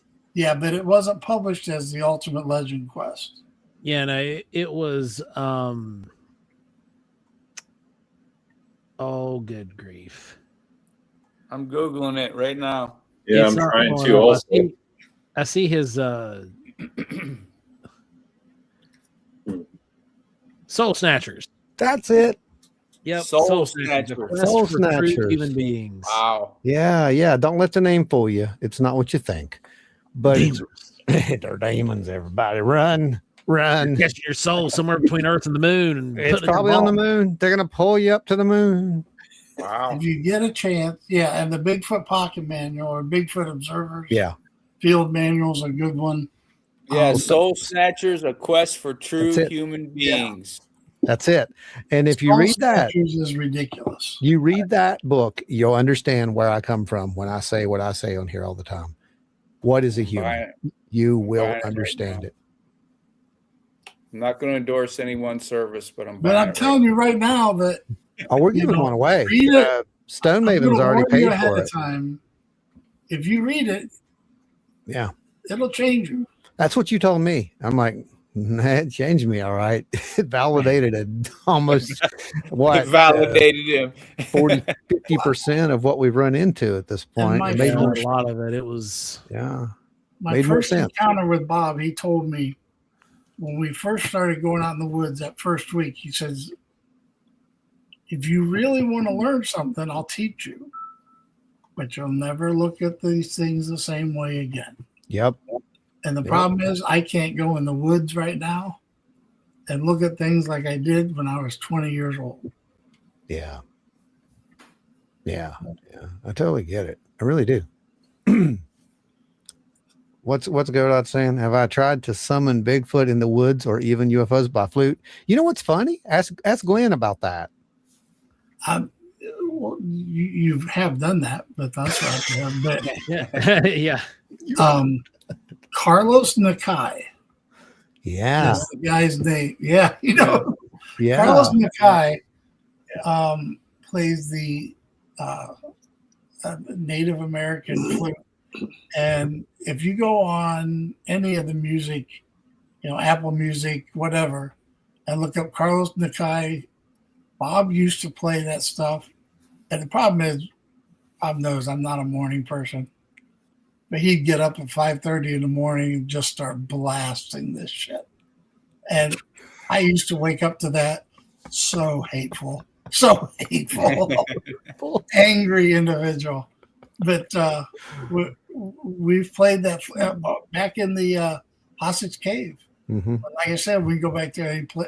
back That's there. really kind of cool. It's really cool. I bet echoing in that cave.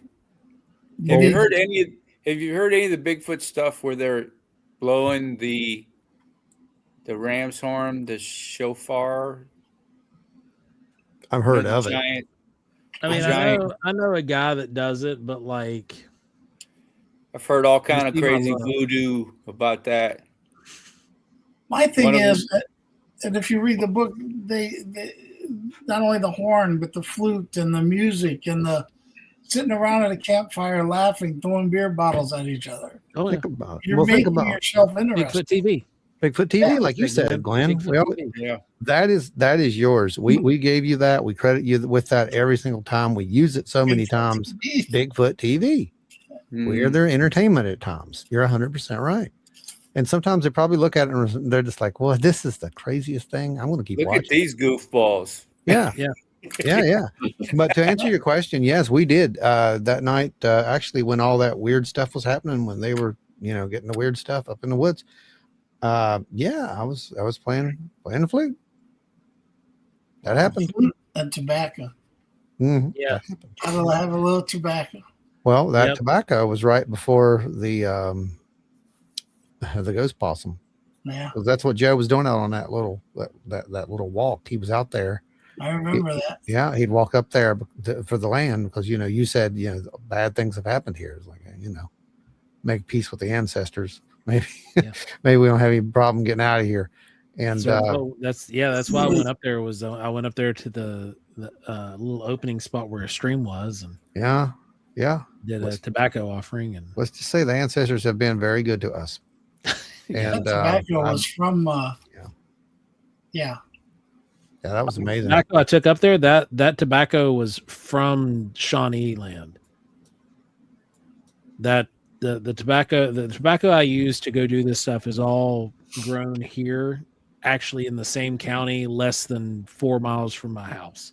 Didn't Wayne give you a bunch of it too? Oh, now Wayne gave me a bunch of tobacco as well. Yeah, the Wayne gave me a bunch. There were some cigars that I've chopped up and used over the years. Yeah.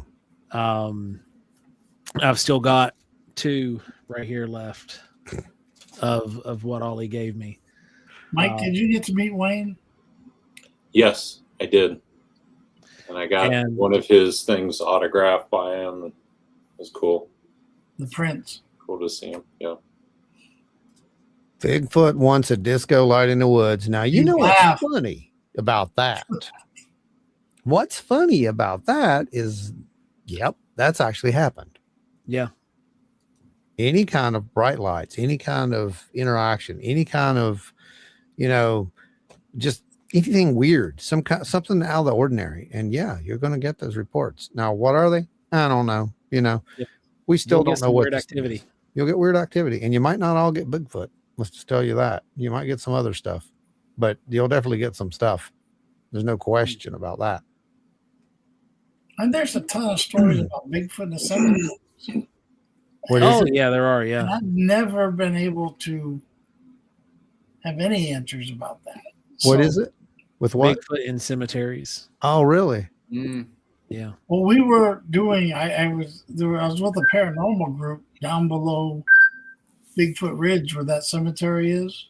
Oh, yeah. I remember this. You were telling that And story. Yeah. they were doing the whole recording and stuff, and we saw something up on the hill. It was right at nighttime, right at dusk, and something threw and almost hit them while we were in the woods. They thought it was us, so it's crazy. Hey, I'll tell you what, man. When you have Joe, you know this. When you have something thrown at you, it's a whole different world at that point, isn't it? Which yeah.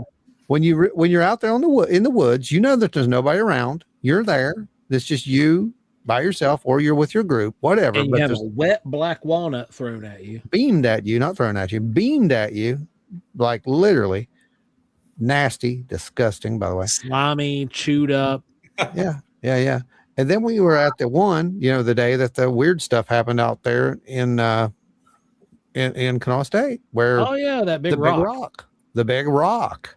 And the bears throw rocks, don't they? Oh yeah, absolutely. The two. Oh, yeah. I heard Bears have Yeah. their The hands that they can built pick up. just Oh for wait, that. yeah, no, they don't. make I heard they make trebuchets. I mean, yeah, that's right. how they do it. Yeah, they're siege weapons. They have them back in their caves and they push them out. Seth says, I bet we could get Bigfoot to hang out with us if we had an intergalactic taco truck. Just saying. I mean, we got really close the night that I cooked all the food for us. Oh, yeah. Yeah. Well, food is for real. Food is a trigger. It is a key. You're not wrong. In the air. It's 100% a trigger. Smell of anything out there that's different. Yeah, we did it. Yep. I mean, we purposely did that. We were like, oh yeah, cook it right here and waft it out. But yeah, there's something to it, guys. I don't know what's out there. I've said it a million times. And I think Glenn put it the perfectly way. Unless you see them doing it, you can't say you know what that is. Yeah. Only that there is something there. So Enzo says, one of my paranormal group got clocked in the head with a rock from something in the tree line of a cemetery. There have been Bigfoot sightings in the area. I don't understand why cemeteries attract or anything else, but yeah, it's something, isn't it? Probably trying to figure out why we have these weird, shiny, glossy stones. What is this? They're probably walking into our cemeteries and like then going back to their family and being like, the only thing that I could think to explain this is that aliens built these stones in the fields. That's the only thing. Their ancestors, not aliens. Our ancestors built those and left them. That's it. And they're in perfect rows, and they're all about the same height. Yeah. Yeah. Hotel of Mysteries, boys. If you ever get a chance to read a book, it's fiction, but if you ever get a chance to read a fun book, go read that one. It's an old one. Look it up. There might be some people who know it, but what is it? Hotel of Mysteries. It's about these future archaeologists who discover this hotel after Earth has been decimated, and they try to figure out what the hotel was like. And the theories that they come up with are just incredible, and it's accurate. Like this is written back in I don't remember, it was ages ago, but it's pretty funny because it's like you can see people doing this today. It's like, when they find I don't know, some of these stupid statues that we built, honoring some war hero that's no one's even going to remember, in 10,000 years. They find pieces of that, and all of a sudden it's a god. They obviously worshipped them because there were these lines, and they must have went down those lines were processional, and I bet that they went down those lines and they gave offerings to the god. Well, those couldn't have been sidewalks. You're right. Do you remember the 80s movie? I think it was called Jack Daniels and the Marlboro Man. No. It was I know what you're talking about. It was similar. What's that? It was similar, and what they figured out was that Harley Davidson must have been a god because there was stuff about Harley Davidson everywhere. They had shirts, they had signs, they figured it out. That's what same thing. They thought Harley Davidson must have been a god. There you go. That's it. It's just like that. Yes. Yep. That's the one. Toilet seats are they were ceremonial jewelry. That's what I couldn't remember. Yeah, that was the one. That's was awesome. Great. Yeah, the toilet seats were obviously ceremonial jewelry. Yeah. Did you see the one wearing them around their neck? Yeah. Yeah. Classic. But that's what you're. Somebody asked about the gugwe. Yeah, that's like a baboon, like Bigfoot. Oh yeah. Weird, got a dog looking face. Like not a dog looking face, but has like a muzzle. A muzzle. Yeah. I thought it was strange that there would be ghosts in cemeteries. I would think they would either be where they died or where they lived. You know what's funny? I've never, personally, me and my team, we never found evidence of a ghost in the cemetery. We have seen orbs near there. There's been reports of lights near there, but I can't say that's a ghost. Yeah. There I got a question for all of you. Uh-oh. Tesla. Okay. And the car. What? The Tesla car. What about it? There's so many videos online. Oh yeah, where they're using they're driving to a cemetery. There are people there that aren't there. Okay. So yeah, all right, yeah, sure. Somebody help me. Okay, so the software basically acts like these. What are they called, Joe? I can't think of the name of the units. It's the motion tracking, human identifying software that's used for motion capture and for. I can't remember the name of it now either, but it's but it's built off of an algorithm that's modeled after a human. So if it sees something that remotely looks like a human, guess what it's going to do? It's going to apply that to it. Now, some of those ones that I've seen from those cars, there's nothing there to apply that to. That's what I'm saying. I don't get it. So it freaks me out. I'm not going to a Tesla. I mean, I would have one just for that reason, to be honest. I want the optics. I want whatever's in that car. We need to start going to the junkyards, Joe, at a couple of years when these things are trashed and buying parts from them, I think. Well, I mean, we already have the camera. We have the parts to do it. We just got to mount it and get it working. Got to mount because it's the old 360 Connect camera.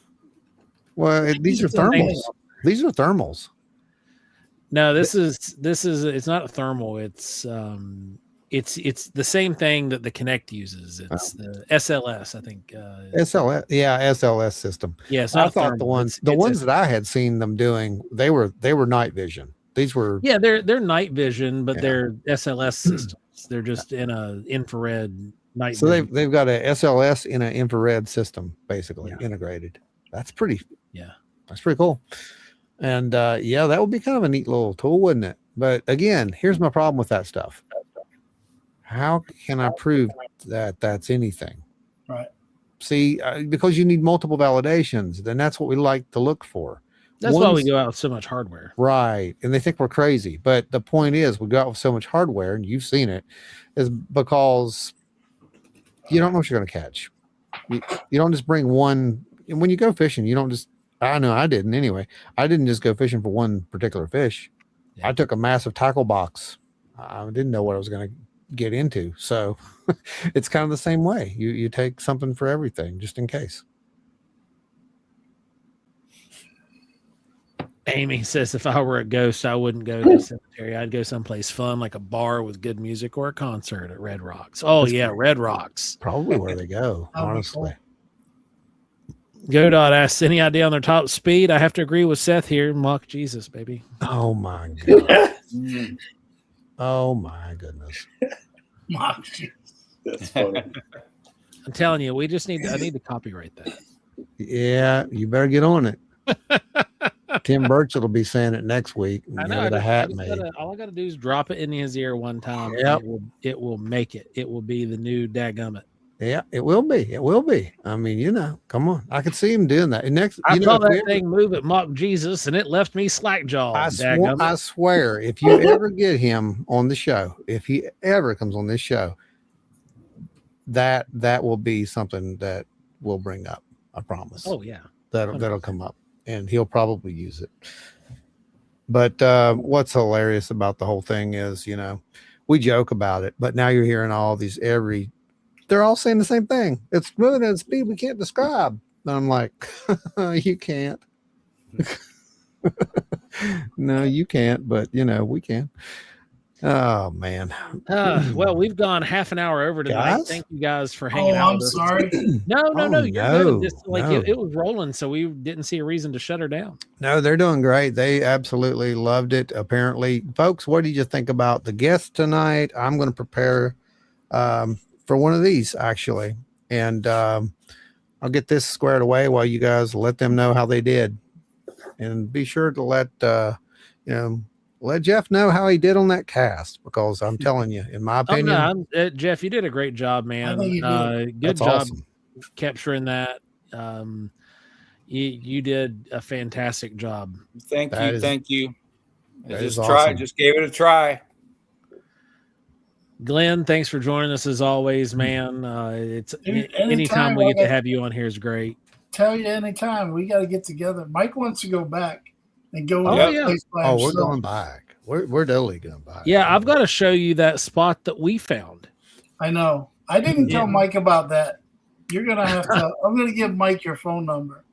Okay. And have him call you about that, because I forgot all about telling him. Yeah, you started to tell me about it. So I'm curious. Then ADHD took over. Yeah, before we do go, we keep talking because we don't want the commercial to cut us off this time. Apparently, that's what it does. It looks for pauses. We're gonna hit that. Go ahead and hit that that blessing again because it got cut off by a commercial earlier. So go ahead and pop okay. that if you can. See if we make it through this time. Here we go.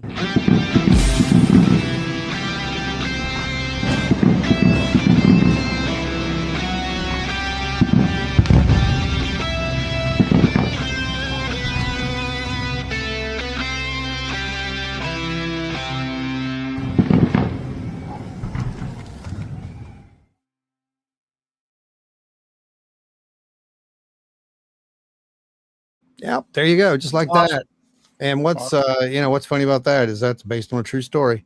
You got Roswell, and then what's really funny is Joe, that's where our whole UFO thing started. That was the night of the laser test. It was July 3rd.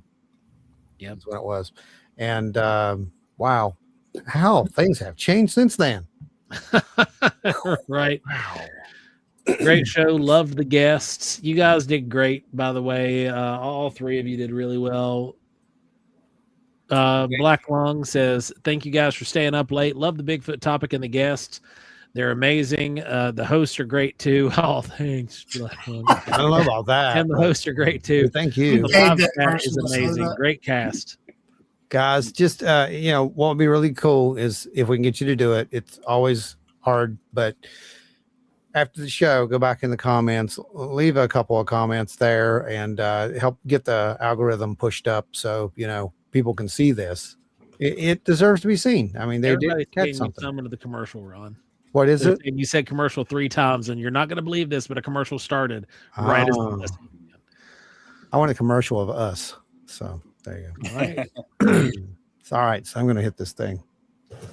Let's see if we can summon some Bigfoots or UFOs. Here we go.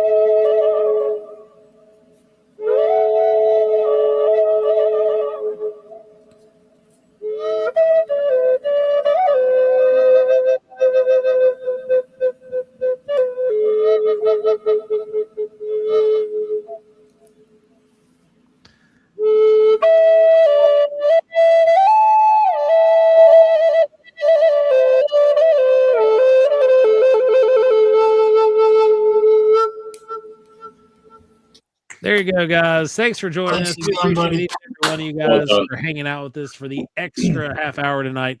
Y'all are awesome. We hope you join us back here next week for Wild and Weird Radio Live. We will be covering whatever happens between now and then, I'm sure. Well, I know we're going to be talking about. We'll be out doing some research this weekend at the farm. Yeah, well, I know we're going to be talking about the last time you caught some stuff. So I hope you catch some stuff this time. This is, for us, for whatever reason, a good time to be looking up. So get out there and look around. Not kidding. There has been consistently over the years proven that for whatever reason, whatever's up there gets very excited when we start blowing things up. So yeah, for real. It's true. So get out there and look around, because some of the things you see flying around might not be drones, and they sure might not be fireworks. So yeah, keep an eye out. It's going to be interesting. You guys have a fantastic weekend. Let's all be back. Try your best to come back with all 10 fingers and at least 9 of your toes. Oh yeah, that's important. Stay wild and weird, everybody. Thanks for joining us. Happy Roswell Day. Thanks, guys. Thanks, guys.